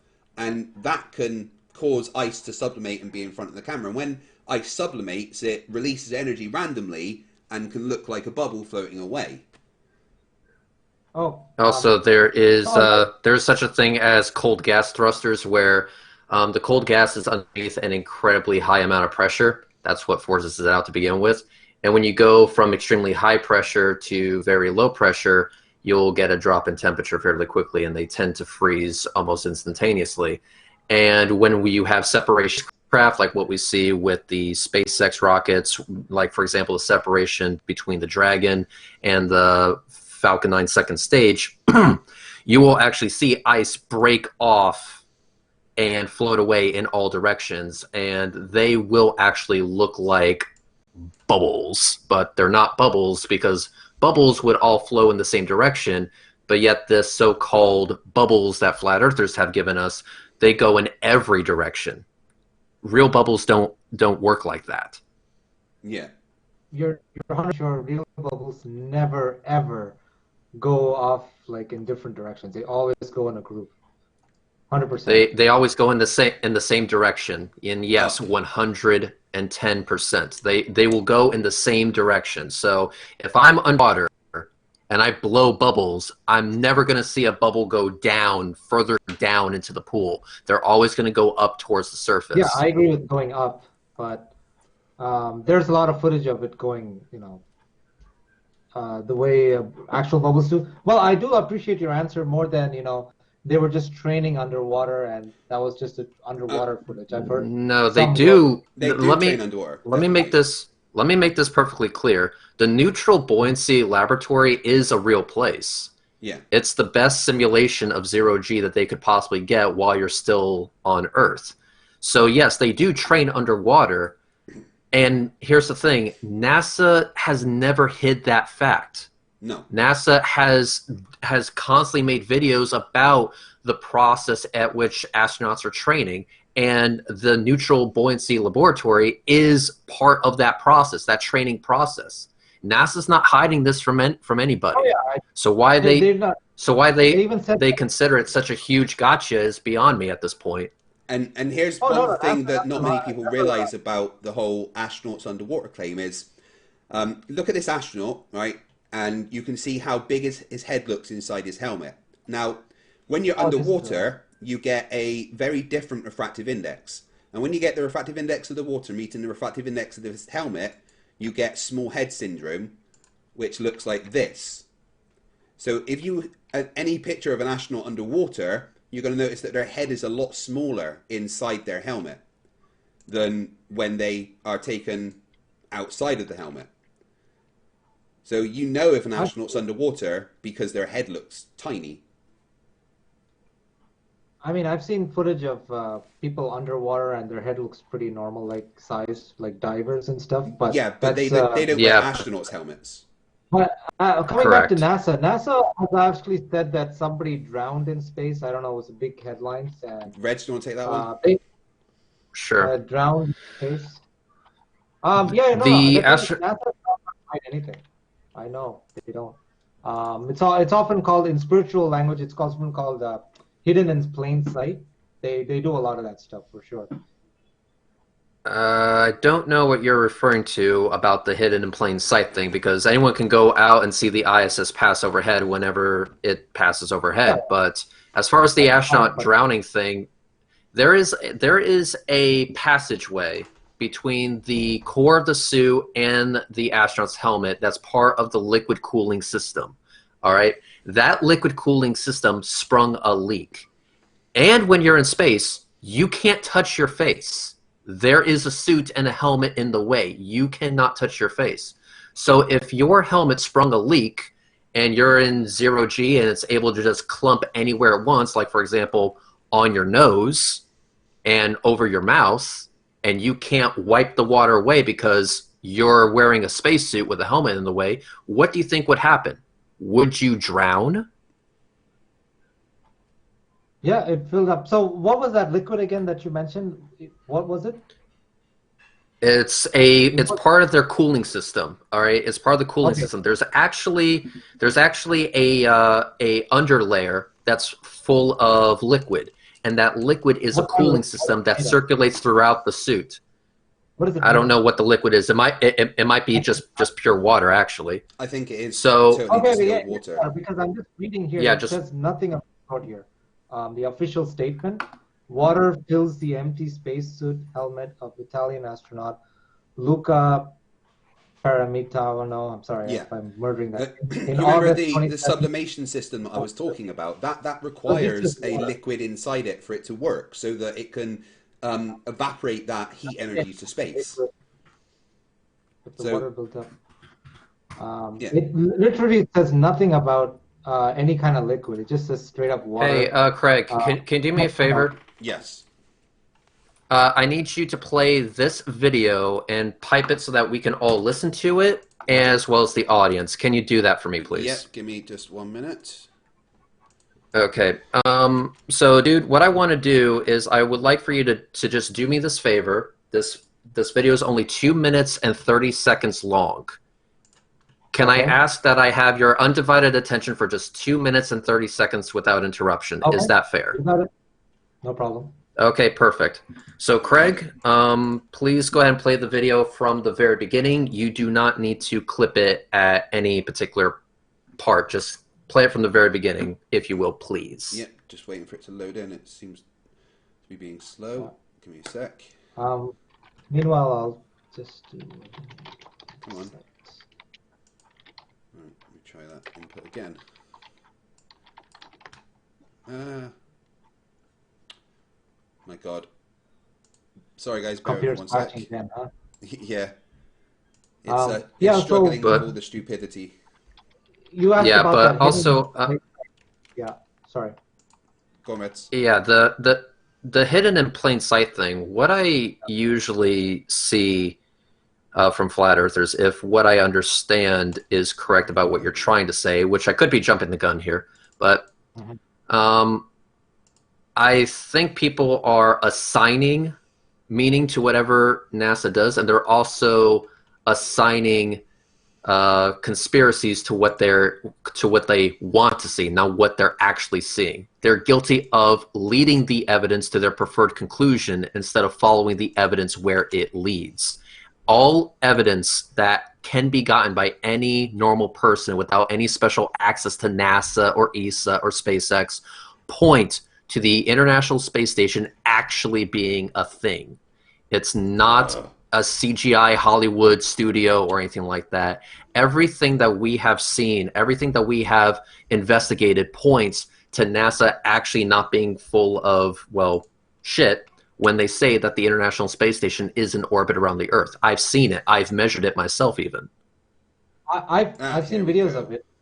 I'm being honest. But yeah, have you seen also the ISS videos where the astronaut fades in and out and all kinds of weird glitches? I'm sure. Okay, Yeah, those are cuts, literal just cuts. They were recording the same room and they edited it. It was just like a transition to another shot where the another astronaut was coming in from the front. All right, let's play this. Yeah. Trying. My computer's If we can. struggling. Come on. Your computer is absolute shit. I just want you to be well aware of that fact, okay? It's having issues. This was playing just a second ago. Why aren't you playing? Right, let me try to input it again. Absolute garbage. Like, you have one job, Craig. One job, and you're already messing it up. I know. I'm sorry. Okay. Well, while Craig's sorting, while Craig is sorting out that issue somehow, let me tell you this. Let's go ahead and forget about NASA because there's a reason why I've made a name for myself when debating flat earthers. And that's the fact that I don't go to NASA for any of my evidence. Not a single piece of evidence that I would present in a debate comes from NASA. Not a single piece of it. Everything that I talk about, I have done myself. I have done the measurements myself. I have investigated myself. So if the subject is the International Space Station, what do you think of this? I actually measured the altitude of the space station, the size of the space station, as well as the speed of the space station. The ISS is at an altitude that is impossible for a plane to reach and is traveling at orbital velocity. If such a craft were in Earth's atmosphere, the friction would be so great it would burn up. It would rip itself to shreds. The ISS has been in existence for over 20 years and has not burned up, thus suggesting that the ISS is not only traveling at a speed at a certain altitude, but is also in a vacuum. This is something that I verified myself. So what do you say? Okay, going back to that point, you say that it would burn up if it was within the Earth's atmosphere. Now, is there any proof that things do actually burn up because they're going at that speed in the atmosphere? Is there any proof of that? Yeah, the SR-71 Blackbird is just such an example. If you look at let me explain. The SR-71 Blackbird actually had panels that weren't fitting correctly when it was on the ground. It would actually leak fuel. When it was at speed, the friction with the atmosphere would heat the aircraft so much that the panels would literally expand to be fitted properly, and then it wouldn't leak fuel anymore. That is an example of engineers taking the friction of the air into account when designing the SR-71 Blackbird. Literally, seriously, to this day, still the most badass plane in existence. There's also there's also ballistic missiles tests, which I can show you. Unfortunately, I can't right now because Craig's having computer fucking issues. Yeah, where I they can't seem launch to load in they an launch external web page for some reason. It's just not letting me. when they launch a missile, you'll actually see it glow white hot. There is friction up there, but not to the level that you would suggest that something would literally burn up into nothing. Or We see it happen all the time with shooting stars. We see it happen all the time with space rocks that come in. They're traveling so great and so fast that they literally heat up and glow because of their heat. Now, the SR-71 Blackbird wasn't traveling at orbital velocity, and even then, temperature of its surface had to be taken into account when designing a working aircraft. It wouldn't be able to survive the speeds it was going unless it was designed with that in mind. so you're telling me meteors are actually rocks that are coming in from space and burning up just before they hit the Earth, conveniently, right before they hit the Earth. Well, not conveniently, And not because of our atmosphere. Right. Yeah, Yeah. but at the same time, so throughout all these years, no meteorite just comes and hits anybody. It just literally burns up. Nothing bigger was big enough. There's been many times that meteorites impacted the Earth. There was a massive, what was it, Reds? The the extinction of the dinosaurs. There's also meteor. meteor crater you could go to in the United States. It's a tourist attraction. How do you know that was caused by a meteor, though? Because it's a gigantic crater and there's meteor fragments inside the crater that was excavated. Okay, You it could have be something who's to Could say be that what? it was not from Earth? Who's to say that those fragments were not from Earth? Then How why do did you know the that? sky? The mere fact that it doesn't match the rocks that are around it. If you have, it's very weird that in the middle of this crater, you find remnants of material that do not match the surrounding area. So what conclusions can we come to with those data points? Could be anything. Could be a meteorite. I'm Like not a saying meteor? It isn't. It could be. We also something like have- Grand Canyon. Something that No, it wouldn't be. naturally- It wouldn't be the Grand Canyon. The Grand Canyon is caused by erosion through via a river, and the Grand Canyon is not a circular crater. It is literally a This could have been canyon. all we know. This could have been like a gigantic lake. Didn't you know the Grand Canyon was that's dug out of it? It was giants that dug out the Grand Canyon and then melted it into quartz to make the moon. Craig, I swear to fucking God, I will find you one of these days, and I will. The Nephilim. The But yeah, I- it could be a lake. I'm not saying. Yeah, it's not a it lake. could be a lake. The reason why it's How do you know? the reason why it's not a lake is because lakes leave evidence behind that water was actually there. There is no evidence that water carved this surface. If there was water that carved the surface, you would see a channel leading to it. And guess what?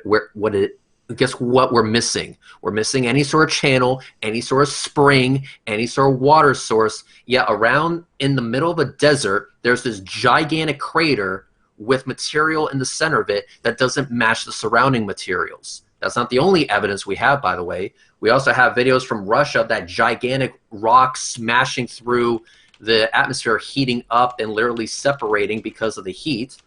I filmed some of them myself on my dash cam I could show you. And also we have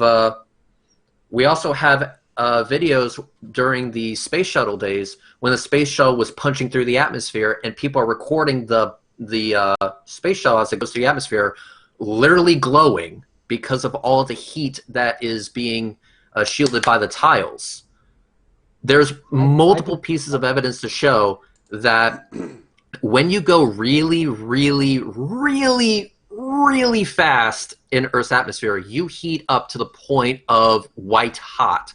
The International Space Station cannot survive such temperatures. The only way it can go its speed is if it was at an altitude sufficient enough to be outside most of the atmosphere, like 99.99% of it. So it can be filmed from Earth. Yeah, I mean, I've seen film footage of the ISS. I have more belief in the ISS then I do have a belief in satellites like floating in space because I've never seen But any footage of the satellites in ISS space. is floating in space. Just well, not floating. How It's in big free is fall the towards the ISS Earth. compared to the biggest satellite? About Name the biggest satellite there is and compare it with the size of the ISS. I And how mean, come The nobody's ever IS captured that? most satellites are between like a couple of meters cubed to the size of a bus at the most. I mean, you don't get. there's this. There is this. Let me go ahead and explain this. Sir, if I have a Dodge Charger right in front of me, like let's say 5 feet away from me, is it going to Mhm. be the same size as a Dodge Charger that's over a mile away from me? No, of course not. It's going to appear smaller because it's further away from me, right? Yeah. Okay, so we have the So, International Space Station, which is the size of a football field that is around 250 miles up.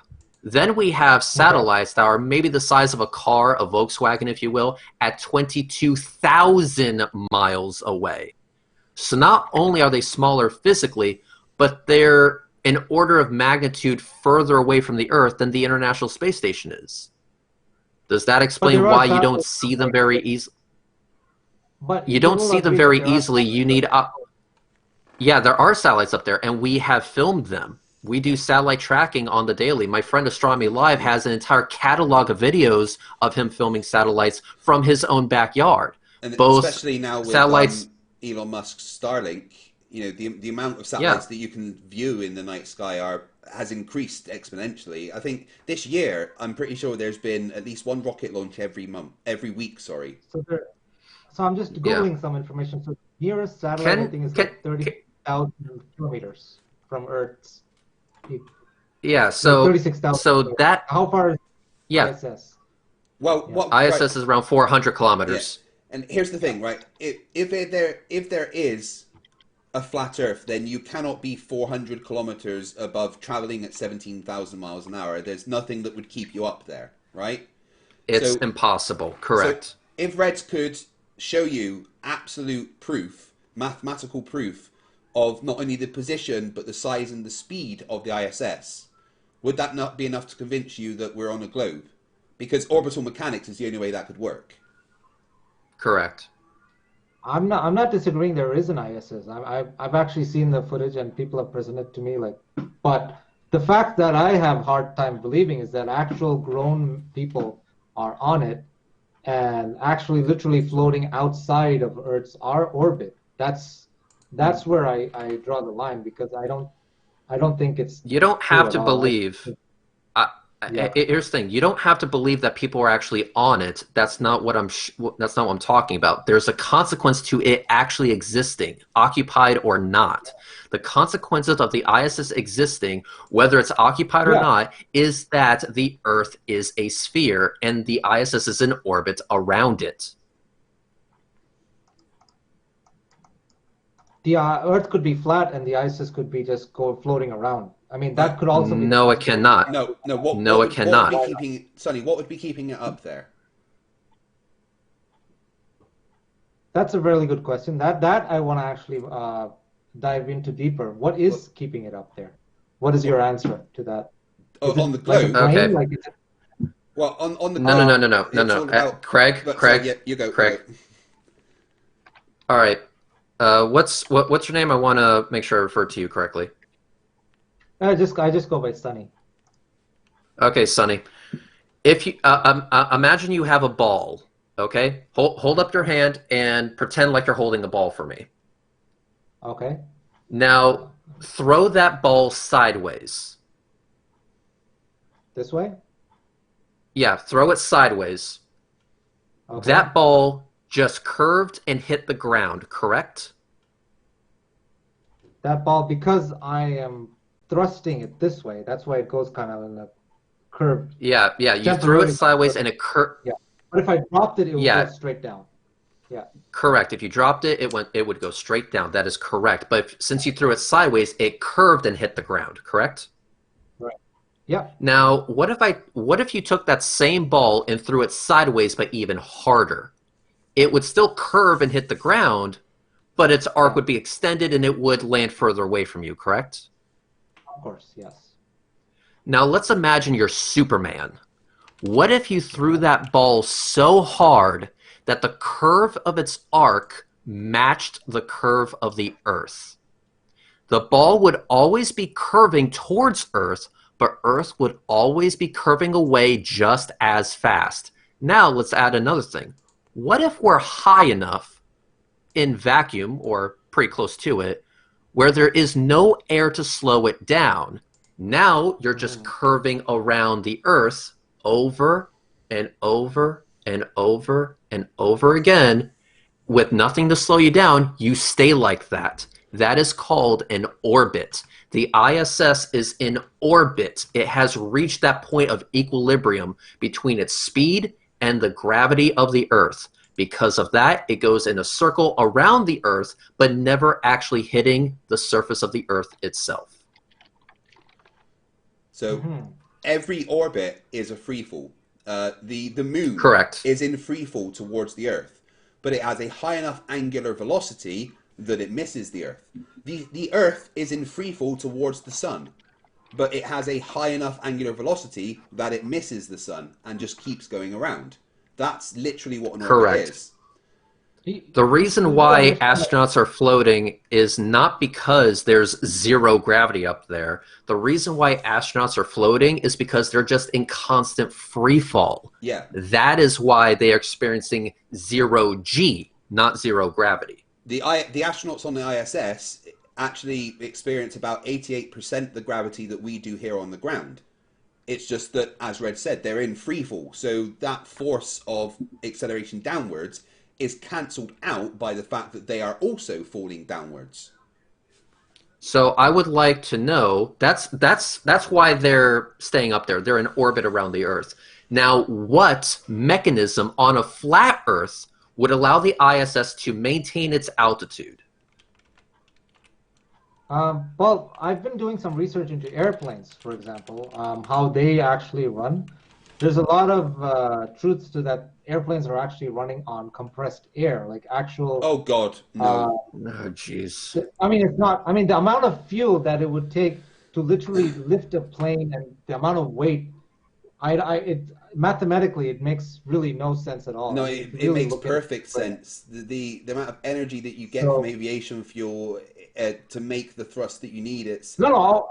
Initially, you need it, of course. Like it's like a you know, when you're taking off, obviously you need the fuel to get it off the ground. But once you're All in this, the air, all of this is irrelevant, though. Listen, I don't care if planes run on unicorn pixie dust. The fact remains is that the ISS is traveling at an altitude that is impossible for a plane to reach. It's traveling at a speed that is impossible for a plane to reach. The reason why I did my observation was to demonstrate that it wasn't a plane. I need to take a Riley. I'll be back in 1 minute. Okay, cool. yeah, like I'm saying, I do agree. Okay, let's just say the ISS is at the height that you are saying, like 400 kilometers away from Earth. Let's just say it is, but it could well be running on something else, not actually orbiting around Earth. It could be just work on the same principle as an airplane. The airplane is certainly not orbiting around Earth. Are we both agreeing on that? So it's kind of yes, it has wings to generate lift. Exactly. So what does the ISS look like? I mean, I'm just seeing some photos here. It seems to also have certain like panels or something, right? Like, so this could be technology. Those panels. Yeah. Those panels are solar panels. They're not lifting bodies. Yeah, they could be multifunctional. That's what I'm trying to get at. So, no, they can't, and there's a reason for that. The reason why we know that those panels aren't wings providing lift is because on a observation that me and Astronomy Live did, we saw the panels facing the direction that it was going. So if anything, those panels would be acting like a parachute, not wings. And yet it was otherwise it would have slowed down, which it wasn't. The ISS remained at a constant speed throughout its pass when we were observing it, and the panels were faced forward. That means that the panels could not provide lift even if they wanted to because they were flipped forward, broadside facing front.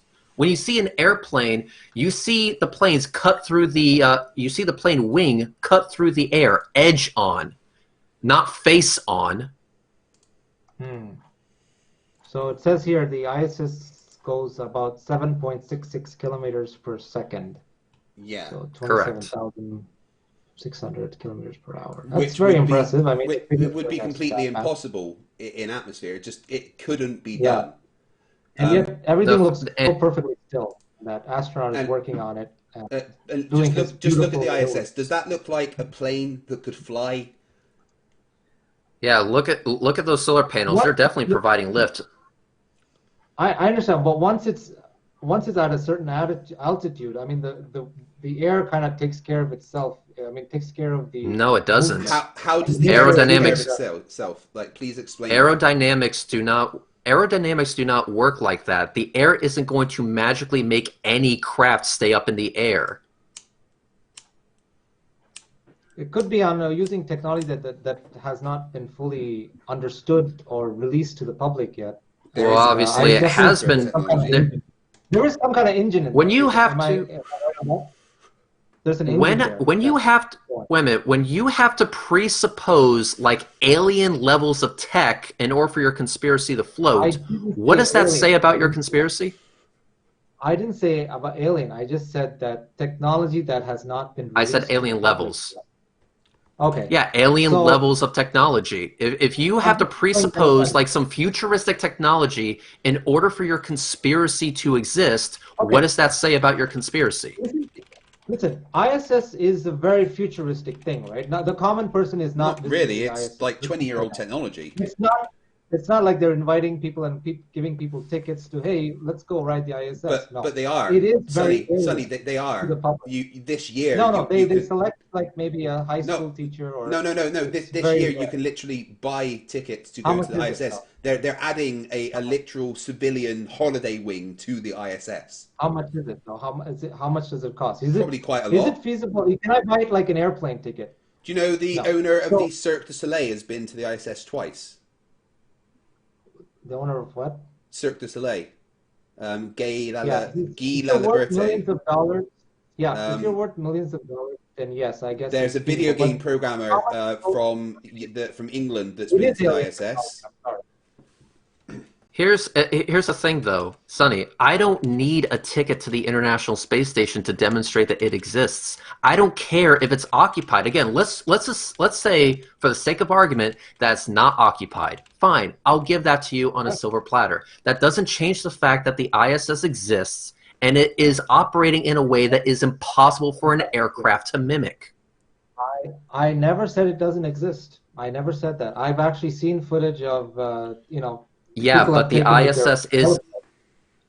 but the ISS is operating in a way that is impossible for an aircraft to mimic. It's traveling at an altitude that is impossible for a plane to reach. It's traveling at a speed that is impossible for a plane to reach. And it is the most unaerodynamic craft in existence. I mean, just look at the image on the screen. And of course, the space shuttle kind of also looks like a plane. I mean, you've seen footage of that, right? At what height do they travel to? Like an actual The space same shuttle. altitude as the space station. But we're not talking Yeah. about the space shuttle. I'm talking about the ISS. I understand, but they could both be using something that kind of similar technology that a plane is No, using. the Just because the design looks different the doesn't space mean shuttle the space shuttle didn't use its wings to stay in space, dude. The space shuttle used its wings to land because unlike the ISS, the space shuttle was designed with that capability in mind. You're comparing apples to oranges, dude. Yeah, they never designed the ISS to land. It was built in orbit, intending to no, stay I in get it. orbit. I get it. I get all of it, and I'm just saying that if people were to push the same technology we use in airplanes, if we were to really constantly push, we could make another ISS using that same science or whatever is behind it. That's That's what I'm getting at. Something. I already explained the Yeah. science behind the International Space Station, and that Yeah, you're saying science it's orbital, dictates right? that it's not a plane, because a plane operates through lift and it operates at a specific speed. If you exceed its speed rating, it will rip itself apart. Yeah. There was a disaster out there. I forget the actual history where plane wings would literally rip apart when they were getting close to the sound barrier, and they had to design new planes in order to break the sound barrier. But even those planes have their aerodynamic limits. Those aerodynamic limits are far exceeded when you get to the speed that the ISS is traveling at. When I say far exceeded, I mean far AF exceeded. Okay. Another thing that you keep bringing up is the speed. How do you know that it's going at the speed that you say Right. that Well, this is where Reds is the absolute expert, and he did a speedometer lovely video. or- He did an entire video explaining exactly how he got that. Reds, I've got that video ready. Do you want to talk him through it? Oh, you mean you can actually play a fucking video? Then why don't you actually play Yes. the first one I sent you? Because I'm screen capturing this one, which means I can't get any audio. It's not letting me load anything into vMix, but I can screen capture. Oh. Oh God. So I've got your QED finding the altitude. Just So you can't pipe audio through? no, you have to explain it. Jesus Christ. You know what, Craig? Okay, anyway. I'm Please, I'm phoning please. the guy that built the computer tomorrow, and he's gonna come out and fix it for me. Yeah, please do. Fire him for me. Okay, go, skip ahead to the first diagram that you see. Around here. Yeah, okay, leave it right there. Okay, Sonny, let me explain what's going on. So that white ball at the top, that represents the moon. The blue mass represents the International Space Station. The people on the bottom represent two observers, me and Astronomy Live.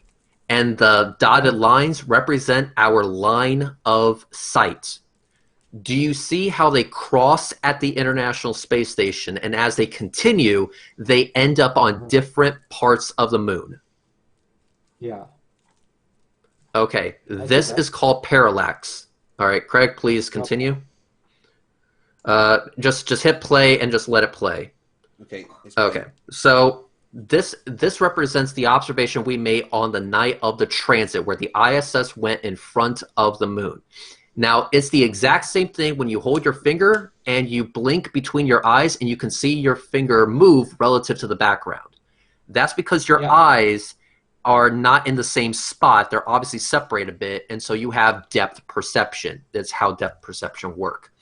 So via this diagram, we know that angle A equals angle B. Bring up two sticks, move them all around. You will see that angle A will always equal angle B. Now, the moon is a certain size in the sky. The size that appears to us is known as its angular size. We measured it directly on the night of the transit. And if you look it up on Google, you will also get a value that way, but you can measure it yourself if you have equipment to do so.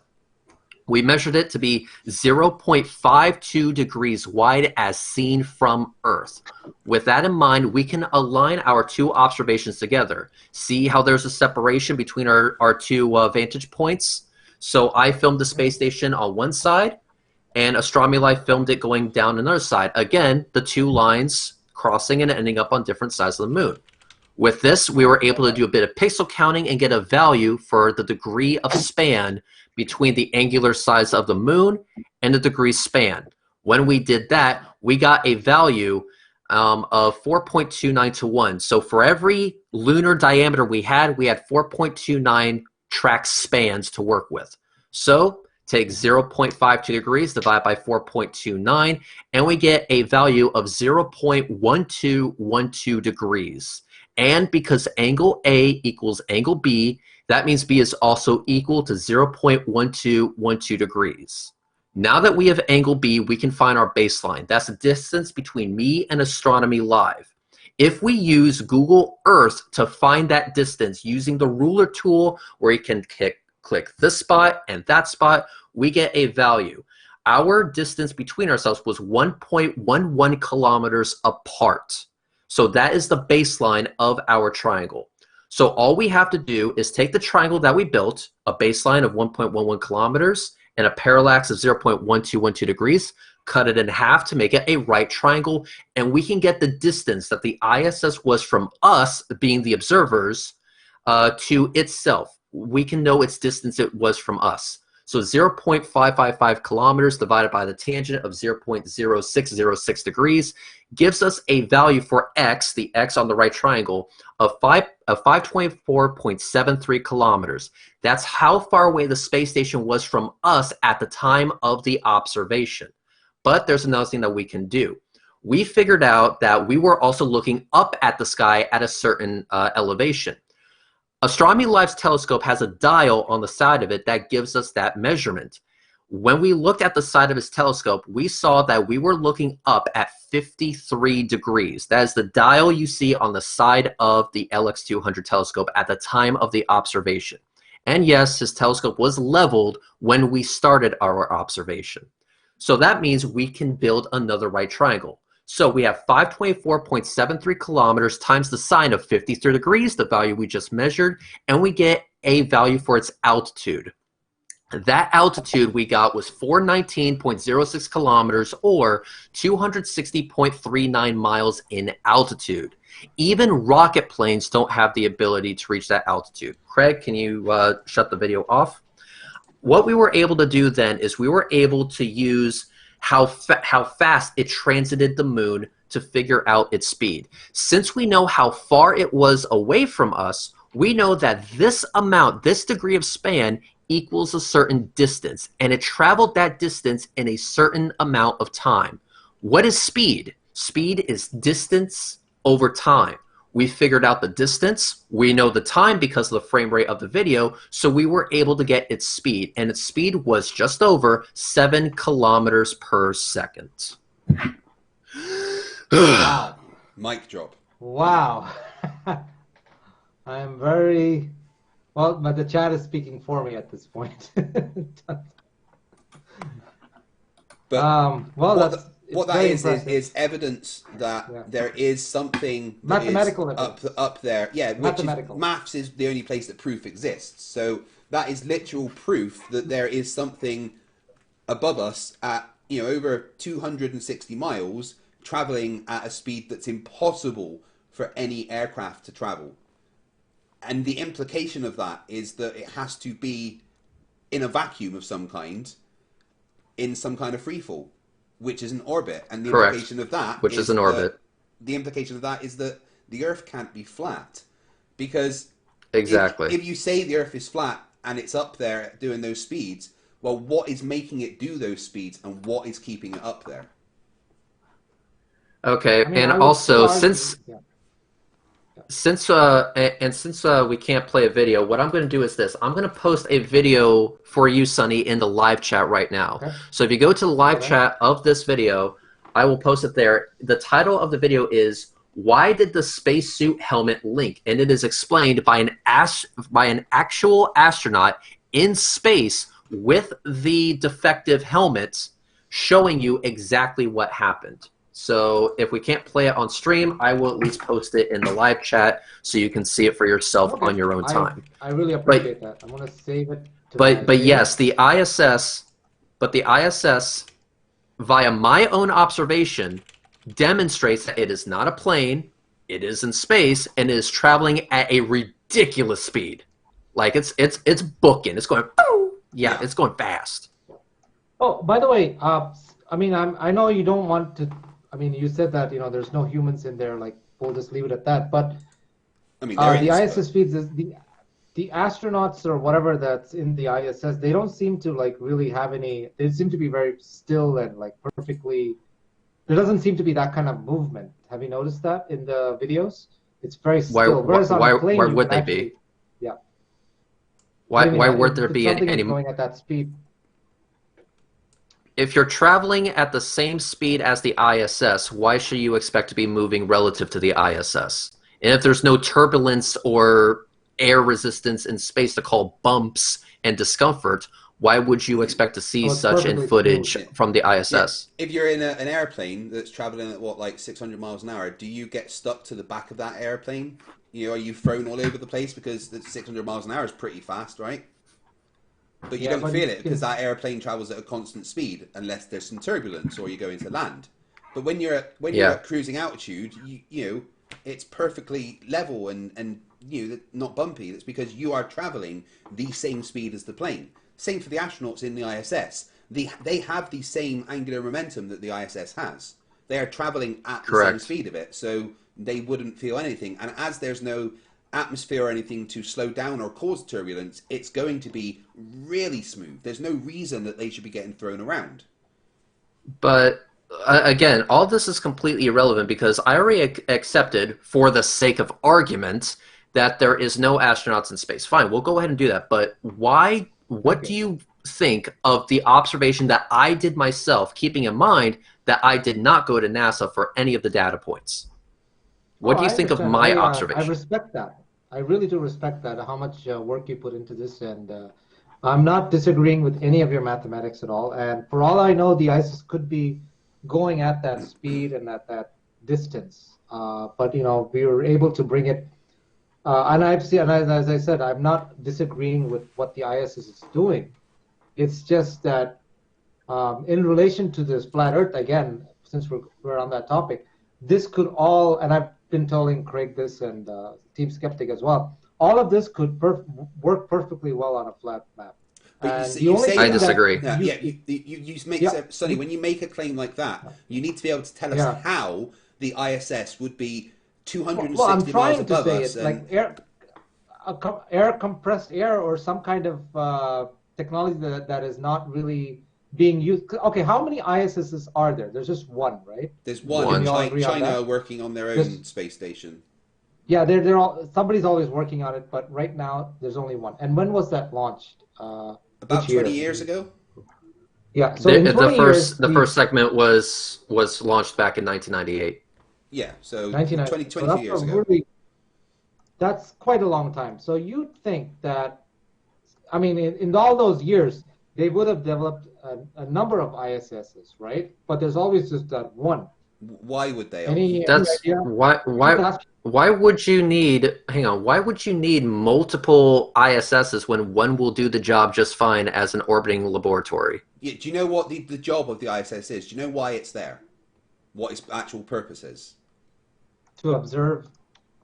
No, it's to experiment and figure out how the human body and things that we need to support the human body work in space. Exactly what I said. To observe. I mean, I just said it shortly. To observe humans, to observe life in space. It's a lot of things. So that we know like how long term of zero-G effects will affect the human body, and we don't need multiple of them to do that. Again, you're putting making the ISS up there costs a lot of money. And Craig, and with all due respect to you, we are shifting away. I want to get back to something very fundamental here. Yep. How can the ISS exist over a flat Earth? Yeah. What mechanism allows the International Space Station to stay at altitude and travel at that speed? And you can't just assume that it's some super secret technology that nobody has, because that's kind of unfalsifiable and a little bit dishonest. Well, I mean, you keep sticking with your orbit, and I keep sticking with my observation of planes, which I am beginning to think more and more it's compressed air or some kind of. And by the way, the moon is within the Earth's atmosphere. That's been. No, it Come isn't. on, Sonny. We talked about this last time. The atmosphere that I they are don't know talking what- about is such a diffuse cloud of hydrogen that there's like Okay. one part every How several much trillion. further away is the moon? Okay, how much further away is the moon than the ISS? Well, I'm sorry, but we're Yeah. deviating. We're deviating again. I have to keep going back to this because listen, let's go ahead and assume for a second that the moon is made of cheese. I don't care. The moon is irrelevant to the International Space Station at this current point in time. I'll go ahead and grant you that there's no one on there. I'll grant you that the moon is made of cheese and held up by magic. I don't care. But with the ISS, The ISS itself. What mechanism keeps the ISS above the flat Earth and doesn't allow it to crash, burn, and kill everyone and everything on board? Well, as I said, it could be compressed air. It could also be. There's also a theory of the electric universe. I'm sure you've heard of that.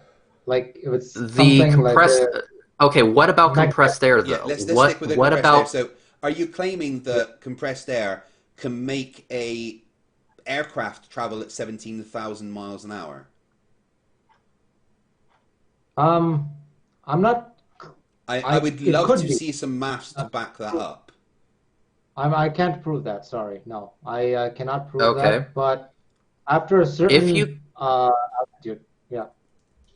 If Go you ahead. cannot prove that, then why are you even making it a suggestion? Because I'm beginning to understand planes more and more, and I'm trying to apply that same. I personally don't think you understand planes at all if you believe that they run on compressed air. And the Because same is true for the International Space Station. The International Space Station is traveling at an altitude where you would need a fuck ton of fuel, air or otherwise, to constantly fight against gravity for days, weeks, months, and years at a time. The International Space Station, which you're seeing right here on screen right now, doesn't have reserves of compressed air. It's using the atmosphere that it's actually flying in. There isn't any atmosphere at 260 miles up. I just told you, You the moon, do if the atmosphere extends all the way to the moon, which is over 350,000 kilometers away, It doesn't. Sonny, you think that's not, atmosphere doesn't reach when they 400 said the moon is in Earth's It's a atmosphere, fraction. they are talking about a diffuse cloud of hydrogen that you will I have understand. one tiny little bit in every millions of Say it is cubic that. miles. You cannot say it use is that that. to create lift. You But- literally cannot use that to power compressed air, and it's not how compressed air works, or to give you lift. It simply wouldn't work. There is not enough there. The headline of the Earth is in Moon's atmosphere is very misleading because the atmosphere is comprised of many gases. At sea level with us, we're at roughly 14.7 psi with a mixture of carbon dioxide, nitrogen, oxygen, hydrogen, and many other elements. But when you are at where the moon is, there is maybe one tiny atom of hydrogen in every several thousand miles. That It's is a not very something that can give diffuse- you. Yeah. Let me explain it but- this way. Sonny, if you had a water bottle, and inside that water bottle, I put one molecule of water, just one molecule of water, would you have anything to drink? No, I wouldn't. Not much, no. You wouldn't. So it would be safe to say that your bottle is empty. Well, same story for the ISS and the moon. Just because there's one molecule of atmosphere here and one molecule of atmosphere here, that's not the same as having enough of it to provide lift. Okay, first of all, I don't know if the NASA thing said that there was only one molecule of atmosphere. It did. Okay, let's just say it is that. Let's just say it is that for the sake of the argument. How much closer is the ISS compared to the moon? The moon is literally hundreds of thousands. The moon is 250,000 miles away, and the ISS is 260 miles away. So how much more dense do you think it's the 1,000 atmosphere times is? further away, roughly. Yeah. So literally 1,000 times. So how much more dense is the atmosphere in the ISS compared to the moon? Can you The tell me ISS that? is still in 10 to the negative 17 torr, roughly.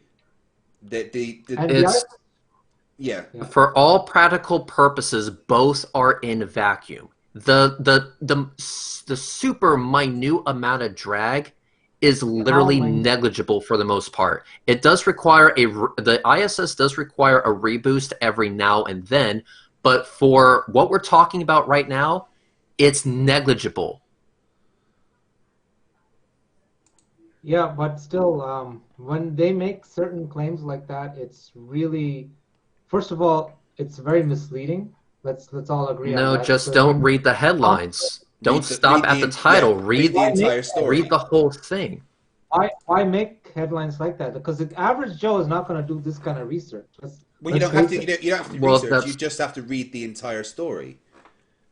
Yeah, yeah. If but you're saying that, I'm sorry. No, no, no, no, no. I have to call you out on that one. You not reading the entire article, that is your fault. That is not the fault of the person who wrote it. Because yes, that headline might be catchy, and we can give them all the shit in the world for making it catchy and a little bit misleading. But the fact remains is that all the information was there in black and white for you to read. You choosing not to read it is a fault on your part, not theirs. let me see. And I think there was even a payment that you had to give to read the full article, I believe. I don't So it remember must be paying anything. No, neither do I. okay. Wisp of air suggests. I'm just reading the actual article. Tiny wisps. They didn't say molecules. Wisps of Earth's air stretch way out into deep space, far beyond the moon's orbit. Oh wow! I didn't even catch this. Far beyond. Yeah, This is no but dark again, matter, it's my friend. so Far beyond. right here we go. The new study revealed the sunlight compresses hydrogen atoms in the geocorona, which is what they're talking about, on Earth's day side, and also produces a region of enhanced density on the night side. The denser day side region of hydrogen is still rather sparse, with just 70 atoms per cubic centimeter at 60,000 kilometers above Earth's surface. So 70 atoms in a cubic centimeter. Now, That's nothing. Literally nothing. to give you a sense of scale, if I made 1 million gold atoms every second, if I had a machine that could do that, I could make 1 million gold atoms every second. How long would I have to keep that machine running to make a ring of gold, a ring that I could put on my finger? I would have to leave that machine running for 1 million years. That is how small atoms are. When Yeah. you're talking about 70 atoms in a cubic centimeter, Yeah. yeah, And it's basically fuck all. and out at the moon's distance, there's 0.2 atoms per cubic centimeter. So there's not even one atom in a cubic centimeter of space at the distance of the moon. That's how little we're talking about. So nothing that you could use for lift or to create thrust with any kind of compressed air. Correct. And as you can see with the picture in front of you, those supposed wings are orientated in such a way where good luck providing lift with those. Well, like I said, the initial lift is provided by a traditional-looking aircraft, but once it's at a certain altitude, it just sort of. How? I mean, it could be a Just lot a of things. sort It of could be positive and negative ions of the Earth, like What? the electromagnetic theory of the universe. hey, Sonny, what's an That's how ion? the sun and moon. Sonny, what is an ion? What's that? You just said is positive and negative ions. What is an ion? Ion is charges, right? Like positive and negative charges. Group of atoms, right? Like, A positive and negative charge yeah, of what? charge. Yeah. What?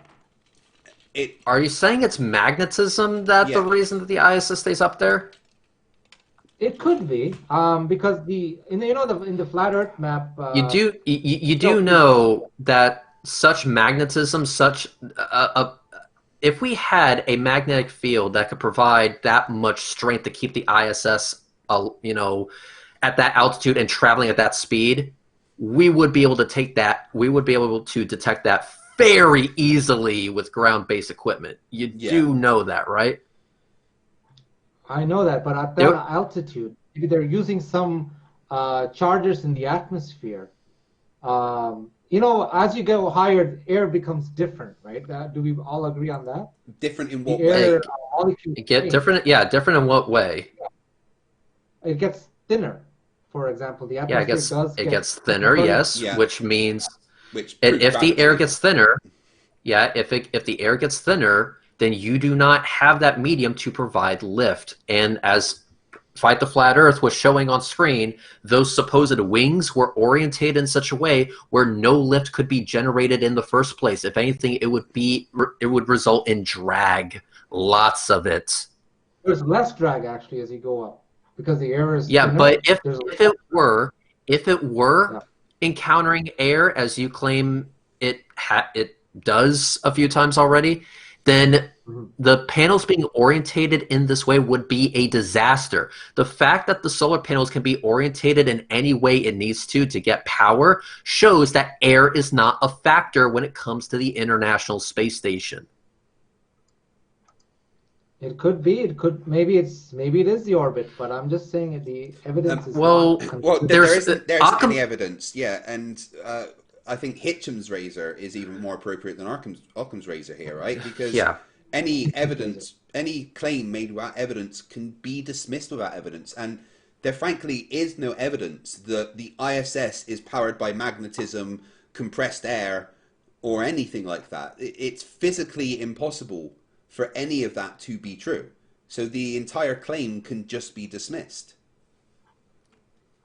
There's no other way to say this, but in order to keep the flat Earth conspiracy alive when it comes to looking at the International Space Station, you have to presuppose futuristic technologies, flat out fucking magic, and you have to make a crap ton of assumptions.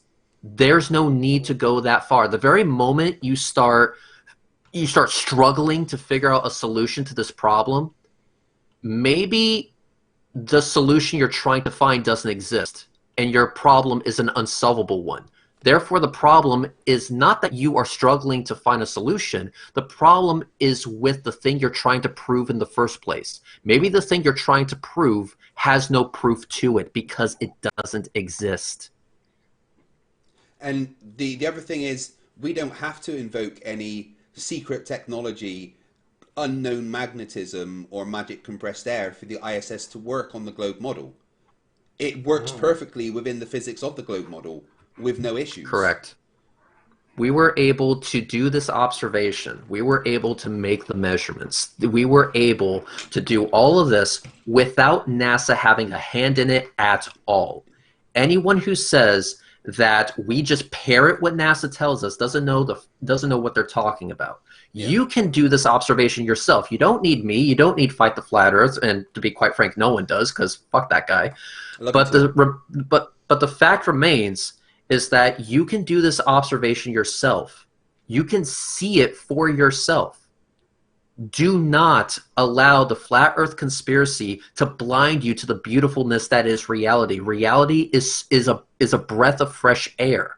Reality shows the Earth to be round. There is no conspiracy with NASA. There is no Illuminati faking the shape of the Earth.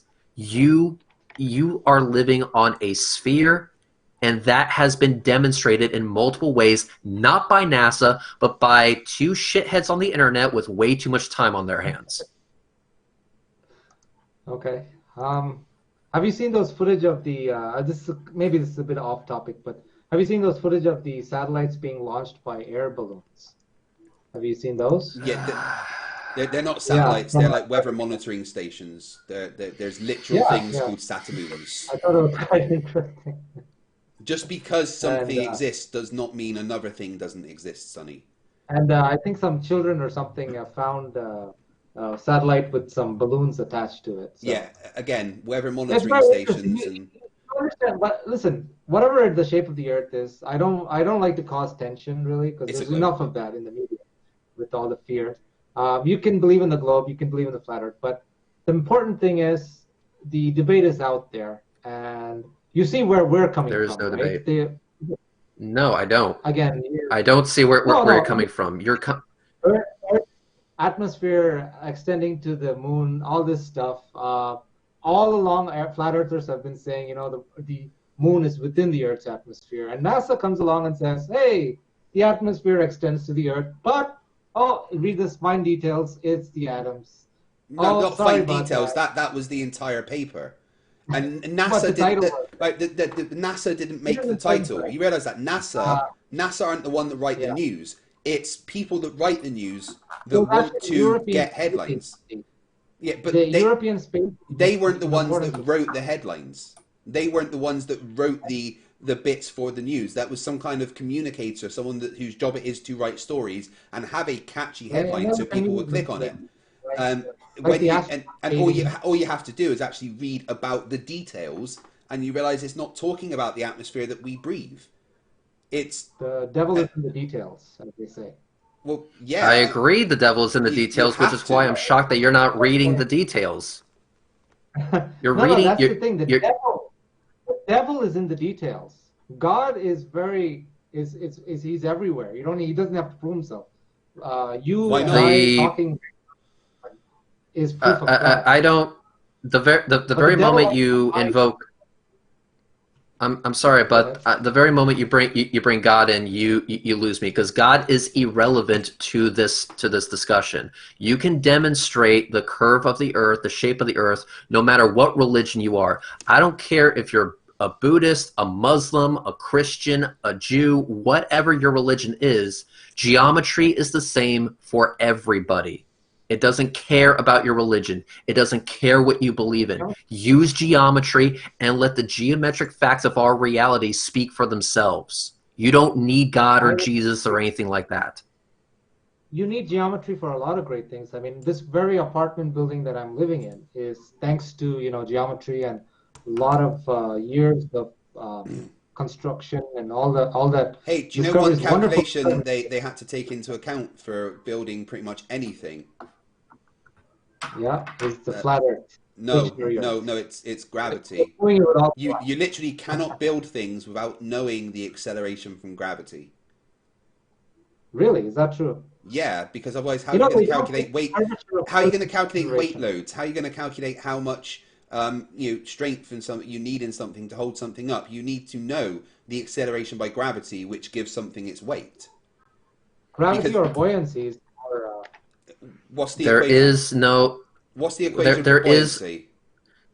There is. Wait a minute. Are you saying that objects fall because of the atmosphere?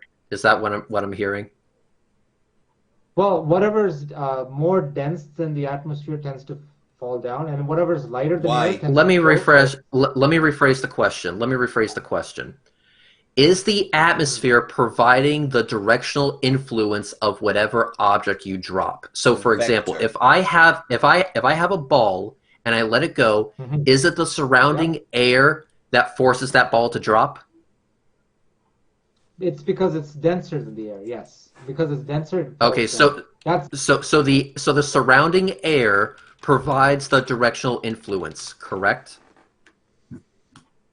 yes, I believe so. Okay, why do objects still fall in a vacuum then? Because if the air is providing the directional influence and we get rid of the air, we should get rid of all the directional influence, but yet it still falls. So you're Accelerates. assuming that in a perfect vacuum, like absolutely zero air, is actually possible. You think it's possible? We have Suck dropped out bowling all the. balls and feathers right next to each other. I'm pretty sure a vacuum was achieved. So once you pull something, like where's the air coming from? Is it coming from the bottom? You're pulling the air out from the bottom, right? So naturally, it's all going to fall down. Are you asking me how vacuum chambers work? Yes, I am asking you. Wow. Please, Suck I out mean, the- I'm new to You take out the air, pretend to be like a but child. Yeah, what they did was once all the air was removed, they then yeah, put a bowling ball and a vacuum, yeah. a bowling ball and a Okay. feather I in the vacuum chamber, No, they and both feather and Craig, volleyball are both yeah, in air, but Craig, helium, I'm helium balloons I is think in air. I think I'm gonna have to call it now because I'm looking at the live chat and I saw what they saw as well. When I asked you that question, you smiled from ear to ear. I mean, that was one hell of a shit-eating grin. That is what happens when we're talking with a Poe here. I don't believe that you Green, are this. I am I, flat earther. I I am. at this point I have to bring that into question. I really do have to bring that into question right now because either you are intellectually dishonest to the upteenth degree, or you're a Poe. I don't know. I don't know. Craig, what do you say? I would really like to think that Sonny isn't, because he's genuinely a nice guy. But Sonny, there's so much hand wave dismissing from you, and just denial of overwhelming evidence. There's things that are impossible on the flat Earth that are explained perfectly by the globe. Why would you go with the thing that needs a bunch of ad hoc explanations that don't match up with each other? Can we both agree, though? A bowling ball and a feather are both denser than air. A helium balloon is lighter than air. I mean, helium is literally lighter than air. That's why it But blows there up. is no air. There there's is no air to no compare air. it to in a vacuum chamber. Its density becomes irrelevant. You can't compare the density to air when there's no air in the chamber to begin with. What you're comparing it to. And Can you tell me that if you put a helium balloon in an absolute vacuum, that it would float to the bottom? yeah, Just like a bowling ball. it wouldn't float. It would accelerate at 9.8 meters per second squared. Everything would. Assuming the Yeah. balloon didn't pop, but yeah. Yeah, because the pressure exerted from the gas trying to escape, of course. But right, Sonny, right. Yeah. When you are in a car and you slam your foot on you're going forward and you slam your foot on the brake, what happens Yeah. to you? You get thrown forward, right? Yeah. Okay? You got a helium balloon next to you and you slam on the brake, that helium balloon Yeah. goes backwards. Yes. Right? Could be. No, it does. I- It absolutely No. does. There There is no could There be. is no could be. It does, right? And Let's assume it the does. reason it does that is because the heavier air is being thrown forward more, which creates a backward force pushing the balloon in the opposite direction. And that's what buoyancy is. The reason a helium balloon goes up is because the air is heavier, it has more mass, therefore it's pulled down with more force, which creates a force in the opposite direction. That's why the equation for buoyancy is FB equals rho g v. And that g in the middle stands for gravity, the acceleration of gravity. You cannot have buoyancy without a downward force. Then why is I'm gravity going still a to do you know what the scientific definition of a theory is? Did he actually say that? Come on, Sonny. Come on, but Gravity is astro- not just a theory. There is a theory of gravity, which is the body of evidence that backs up the fact that gravity exists. Okay, the leading astrophysicist, Neil deGrasse Tyson. He's not the leading He has gone on astrophysicist. record. What's that? He's not the leading astrophysicist. He's just a Whatever, he's astrophysicist. well known. He's scientifically credible, let's just say. And he has gone on record saying that we don't know what gravity it is. We kind of know what it does. And Yeah, I have a exactly. video. Yeah. We know what it does. Yeah, Listen. If I have a car, do I need to be knowledgeable in how a car works to, one, know how to drive it, and two, know that it exists? No, but somebody had to build that car. No, That person- I'm just speaking as an example. If a car just popped into existence right in front of me, I don't need to know how it works to drive it, and I don't need to know how it works to know that it exists. So gravity is real, regardless if we know the inner workings of how it works. We know that it does things. We know it has, and we have built equations with very strong predictive capabilities based on our understanding of how gravity behaves. And also to a theory. When we say a theory, we mean theory in the scientific sense. So let me tell you what that means. Which is not the same as the colloquial version. A scientific theory is a well-substantiated explanation of some aspect of the natural world based on a body of facts that have been repeatedly confirmed through observation or experimentation. That's what a scientific theory is. Whereas an actual theory, the colloquial definition of a theory is a well-educated guess. Mm-hmm. Like, And do you know when gravity was discovered? What year? Can you guess? Discovered? I mean, we always knew there was a something there, but 66. Newton was the one that 666. Newton. The year of wonder. Yeah, who cares? Irrelevant. Who Six cares? six six Okay. is six Do six that six. number again. Wait a minute. 666 isn't even the number of the devil when you actually look into it. So, but Okay, hang on, that's Craig. irrelevant. I have to tell the story. I have to tell the story. You're bringing up numerology. I just want you to know that there's a gentleman on the YouTube's called Russian Vids. I used numerology to prove that Russian Vids had a sexual relationship with O.J. Simpson and was the bottom bitch. Numerology can do anything and is irrelevant. I can literally make numbers, random numbers that I pull out of my ass, do anything. If you're looking for patterns, you will find patterns. And you can lead the evidence to your preferred conclusion instead of following the evidence where it leads. It is an intellectually dishonest affair. It's an intellectually dishonest endeavor. And also, Intellectually dishonest endeavor to the max. and also, Let me tell you, no, I just find it interesting. wait, Sonny. Also, the theory of Newton didn't publish his thing about gravity until 1687. So technically, gravity was discovered in 1687, not 1666. Published is different from discovery. I could discover a great tune in my head, but actually only play it and publish it in a different time, or something like that. But I mean, this is all Google that I'm just Googling this information. This is common information that any child can look up. I don't. Yeah. Now. Nowhere. Yeah, Google which to is say that. weird. 0.666 feet. Axis tilt is 66.6. No, sorry, no, stop. So The that axis number- tilt is not 66.6. The axis tilt is 23.5 averagely. And the Earth is approximately 66,600 miles per hour around No, the sun. that's And all wrong. All wrong, dude. Seriously, all wrong. I can look it up on Google right now if you don't believe me. I mean, Speed I'm up literally Earth. looking up when gravity was discovered in Google, and the first thing that comes up is 1687. So no. The year of wonder. I think it's.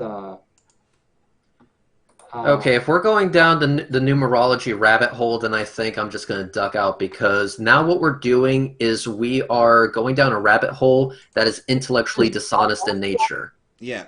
Our orbital speed around the sun is about 67,000 miles per hour. 67. It's That's not about- 66, is it? Yeah, but it used to be like they just used to like have it 66,600, but they Oh, except you just looked it up and it's 67. And dude, and when you look up the number of the beast, it's actually 616, not 666. Okay. Who said that? The actual number of the beast. Seriously, do a tiny bit of research.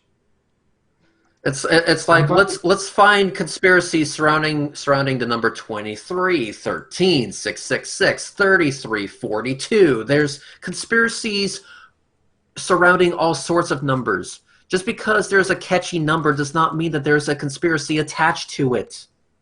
Sometimes it's just a fucking number. I mean, you could say it's a coincidence as much as you want, but I just find it's a repetitive coincidence that I find interesting. There is no repetitive coincidence. The only thing that's repetitive is you guys are pattern seeking. Yeah. If you are looking for something, you are going to find it if you look hard enough. This is called leading the evidence to your preferred conclusion instead of following the evidence where it leads. But again, I'm not looking I for- was pattern seeking with Russian Vids. I was pattern seeking with Russian Vids. That's why I was able to use numerology to show that Russian Vids had a sexual relationship with O.J. Simpson and was the bottom bitch. Not because he was actually having a sexual relationship with O.J. Simpson while being the bottom bitch. It's because I was pattern seeking to make that my preferred conclusion. I wanted there to be a series of numbers that I could follow in a pseudo-intellectual way to come to that conclusion. I made it up. I made it up to demonstrate that with numerology, you can prove anything. In fact, give me enough time, and I can make a numerology to say that you had a sexual relationship with Satan himself, and you were the bottom bitch. Yeah. Give me enough time, I could make numerology say anything. But Same thing with calculations. Sometimes you can use calculations to prove anything. That's no, also you can. No, that's plainly false, because if the calculation doesn't reflect reality, then it doesn't prove it. But just to put this 666 Exactly. into Papyrus 115 and Etheri Rescutus have led some scholars to regard 616 as the original number of the beast. According to Paul Lewis, the number 666 has been substituted for 616 either by analogy with 888, the Greek number of Jesus, or because it is a triangular number, the sum of the first 36 numbers. So the original number of the beast was actually 616, and even when you go back before that, the original number of the beast was 111, or 115, sorry. So only in kind of popular culture is the number of the beast 666. So all these seeing patterns of numbers that match 666 is completely irrelevant because 666 isn't even the number of the beast. I mean, they could have like changed it for all we know. The cult could have gone and said, let's change it to 666. They could have I mean, possibly. but they I made- mean, all these possibles. But were they the had ones with a the s- answers. But they had a South Park episode that used numerology to show that Kyle actually caused fucking 9/11. I mean, So you're holy using shit! South Park. You can make numerology say whatever the hell you want. You can have numerology say, and I'll repeat here, whatever the fuck you want. For example, that Russian bitch had a sexual relationship with O.J. Simpson and was the bottom bitch. I did that live. I did it live on a stream.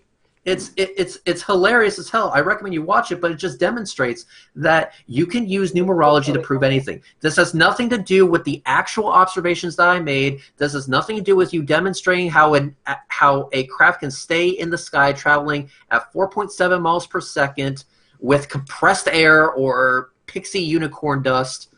I mean, this literally has nothing to do with anything, which is why I'm agreeing with some people in the live chat when they say that you're a Poe. I'm not a Poe. I do believe the Earth is flat and stationary based on observation. And There isn't of any course- observations that show There the Earth is isn't flat and any stationary. observation. Right, Sonny. Okay, I'm kind of exhausted here, so let me say what I gotta say. I'm gonna get the fuck out. Roger. Okay. Okay. I'm gonna get the fuck out, and I'm also gonna do a shameless Hey, plug. wait. After this dumpster fire is over, please everyone go to my channel. There will be a upload revolving around JM Truth and the dumpster fire that was recently on my channel. As to you, Sonny, if you are a Poe, well, congratulations, you fooled a lot of people. If you're not a Poe and you are legit here, my hope is that you break away from this flat Earth mindset of yours because it's blinding you and making you assume shit that you should not be assuming. Break away from it. Look at the evidence, honestly, that I have put on my channel, the Fight the Flat Earth has put up, that Team Skeptic has put up, that Astronomy Live has put up, that a lot of people have put up. Use it. Use all the footage and all the evidence that we provided forward. Use that to come to the correct conclusion. The Earth is round. And my last piece of advice to you, read further than just the title. All right, guys, I'm out. Cheers, Reds. Thanks very much for coming on. Thanks for joining us. Right, and Sonny, we are going to start shutting up now because it's getting quite late for us all. But before we do, this picture kills Flat Earth. Ooh, kryptonite. Flat Earthers kryptonite. So How let does me- that kill Flat Earth? Well, Go ahead. you see what the mountain's doing there? It's casting a shadow upwards onto the clouds. The only way that that's possible, the only way that that is possible is if the light source is below the mountain. The light source is below the mountain. That's the only way you could cast a shadow upwards. And on the flat Earth, the sun is always above us. The sun on the flat Earth could never cast a shadow from a mountain on the underside of clouds. The only way this is possible is on a globe, when you are rotating away from the sun. Flat Earthers also do say that the sun is local, so it could. Yeah, but it the would not sun is be actually below up- a mountain because we would see it being below a mountain. The sun is always above a mountain on the flat Earth, above the But clouds. the it could light never- is coming from the bottom, right? No. So it could be on a flat yeah. Earth, the sun light will always be coming from above that mountain, so it would cast a shadow downwards. The only having way said that could happen is if the light source is below the mountain. And unless you are claiming that on a flat Earth, the sun goes below mountains, then the flat Earth is impossible. I have seen footage from the pilot. I don't know if you've seen it, like from the cockpit of the pilot, where the sun is actually submerged within the clouds, and the clouds are actually going behind the sun. And I don't know if you've Are seen you that saying kind of. pilots are trained to avoid the sun? Sorry, Sonny, but you cannot look at this picture and still be a flat earther. This is I, impossible on a I flat mean, that earth. looks like a local. I mean, doesn't that look a bit localized than 93 point something million miles away? No. Come on, be honest. Come on. No, it doesn't in the slightest. Okay, I This is tried. impossible if the earth is flat and the sun is Okay, small, local, and above us. okay. Absolutely impossible. Listen, Craig, you understand, I do love you. You're a great guy, and regardless of whatever the shape it is, I really respect you, and I really appreciate the opportunity you've given me here. Thank you. I appreciate the decent conversation. Like I said at the beginning, I've been having quite a few rowdy shouting matches with horrific human I, beings who I've literally yeah, just been bringing on to expose their how much yeah, of a horrible person they are. Some people thought I was a little harsh on some of them, but frankly, anyone that denies Holocaust, 9/11, and school yeah. shootings I'm doesn't not one of deserve to be those. Don't treated worry. nicely. There are But a let's lot of just read the last few super chats and then we'll shut it down sure, for sure. tonight. And then Yep, Red's Rhetoric will be okay. having his premiere. So where Wonderful. did we get to? Do, do, do, do. So Brad Dubay left two $5 super chats with no message. Thank Brad, I really do appreciate it. Go towards the fixing Wonderful. the computer fund. N Flatter for $2 says your computer needs toilet paper. FTFE. Yeah, I'm pretty sure my computer has COVID-19. John Rapp for $5. Everyone say hi to John Rapp in the best way possible. Sonny, do you ask your plumber how your computer works? So why do you get your world info from ignorant flat earthers? Please learn from science teachers. Yes, exactly. Ah, Not one I flat do my own. earther. You know, here's one major thing, Sonny. If you took a college Yeah, level physics class and passed it, you wouldn't yeah. be a flat earther. Possibly. No, you wouldn't be, because you can't be. Yeah. Andrew Stoll for $5 They said, wouldn't have. didn't the last space shuttle blow up because it lost its heat shield? There has been many accidents around space travel, yes. David Oliver for £10 says, tell Sonny about Barry Center. The Earth and Moon orbits a Barry Center that's off-center. Whereas the barycenter of Pluto and Charon is in the middle of the two bodies because of a similar mass. Yeah, a barycenter is the center of orbit for stuff. And if you look at our solar system, the center of the orbit of everything is actually not at the middle of the sun. Because of the mass of Jupiter and Saturn, the barycenter of our solar system is slightly off from the sun. And it's still explained by orbital mechanics, which is only explained on a globe.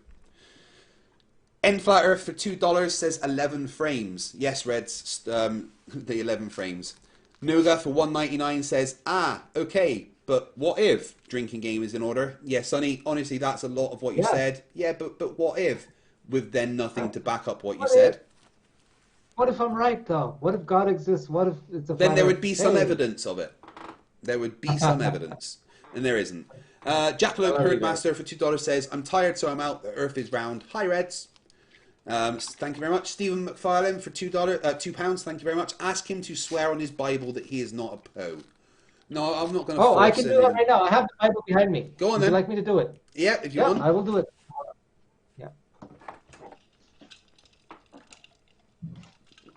I have it right here. Oh, Oops, I'm a bit excited. Yeah, I will swear on this Bible that I am not a Poe. Right here. you're not a flat earther, you nearly said. Oh, that would have been good. I'm All not right. a Poe. He claims he's I not a promise. Poe and No, he's no. sworn on his Bible. So, I love the Bible. Also, look into the Mandela effect. That's a big one, leading to the simulation theory, but that's a different topic. yeah. A lot of the words in the Bible have. N Flat Earth for $5 says, as a flat earther, you are the one who's going to wake up wrong until you change your tune, Sonny. It's Oh true. no. David Oliver for £5 says, talking about density, things would fall up as air gets less dense further up. That's right. If you're saying the reason things fall is because it's more dense than the medium around it, well, the medium that it's in has a gradient which goes from higher pressure to lower pressure. So surely if things fall due to buoyancy and density, then it should go up when you let it go and not down. Think about that. Rangerman9404 for $6.66. Hail Satan. 666 is not the number of the beast, Oh, so no. Iron Maiden lied to me. Woe to you, O earth and sea. For the devil sends the beast with wrath, for he knows that time is short. Let he who hath understanding reckon the number of the beast, for it is a human number. Its number is 666. Yeah, Maiden for the win. Better charge for $2 says 5388008. Thank you very much. And John Rapp for $2 says, thanks chat, you rock. Thanks John Rapp, you rock. And that's where we're going to shut it down for tonight, guys. Sonny, any final words before we go? Yeah, regardless of what you guys may say about me, I read a lot of the comments, you call me names, but you know what? I love you all. And, I love being here. I feel that God is putting me here for a reason. And I feel God has put you here for a reason, Craig. And God loves you and God loves you all. Someday I hope we can, after this life, we'll be able to meet up in real life, in heaven, where our eternal life begins. And we'll have many more discussions. Maybe God's put you here to help you learn the truth. Maybe. We'll see. I still, if you've sworn on your Bible and you are a Christian, then I'm going to say that you're not a Poe, which means that I think I can convert you back to sanity. Because that's the only place we can be. Maybe I'll save you, Craig.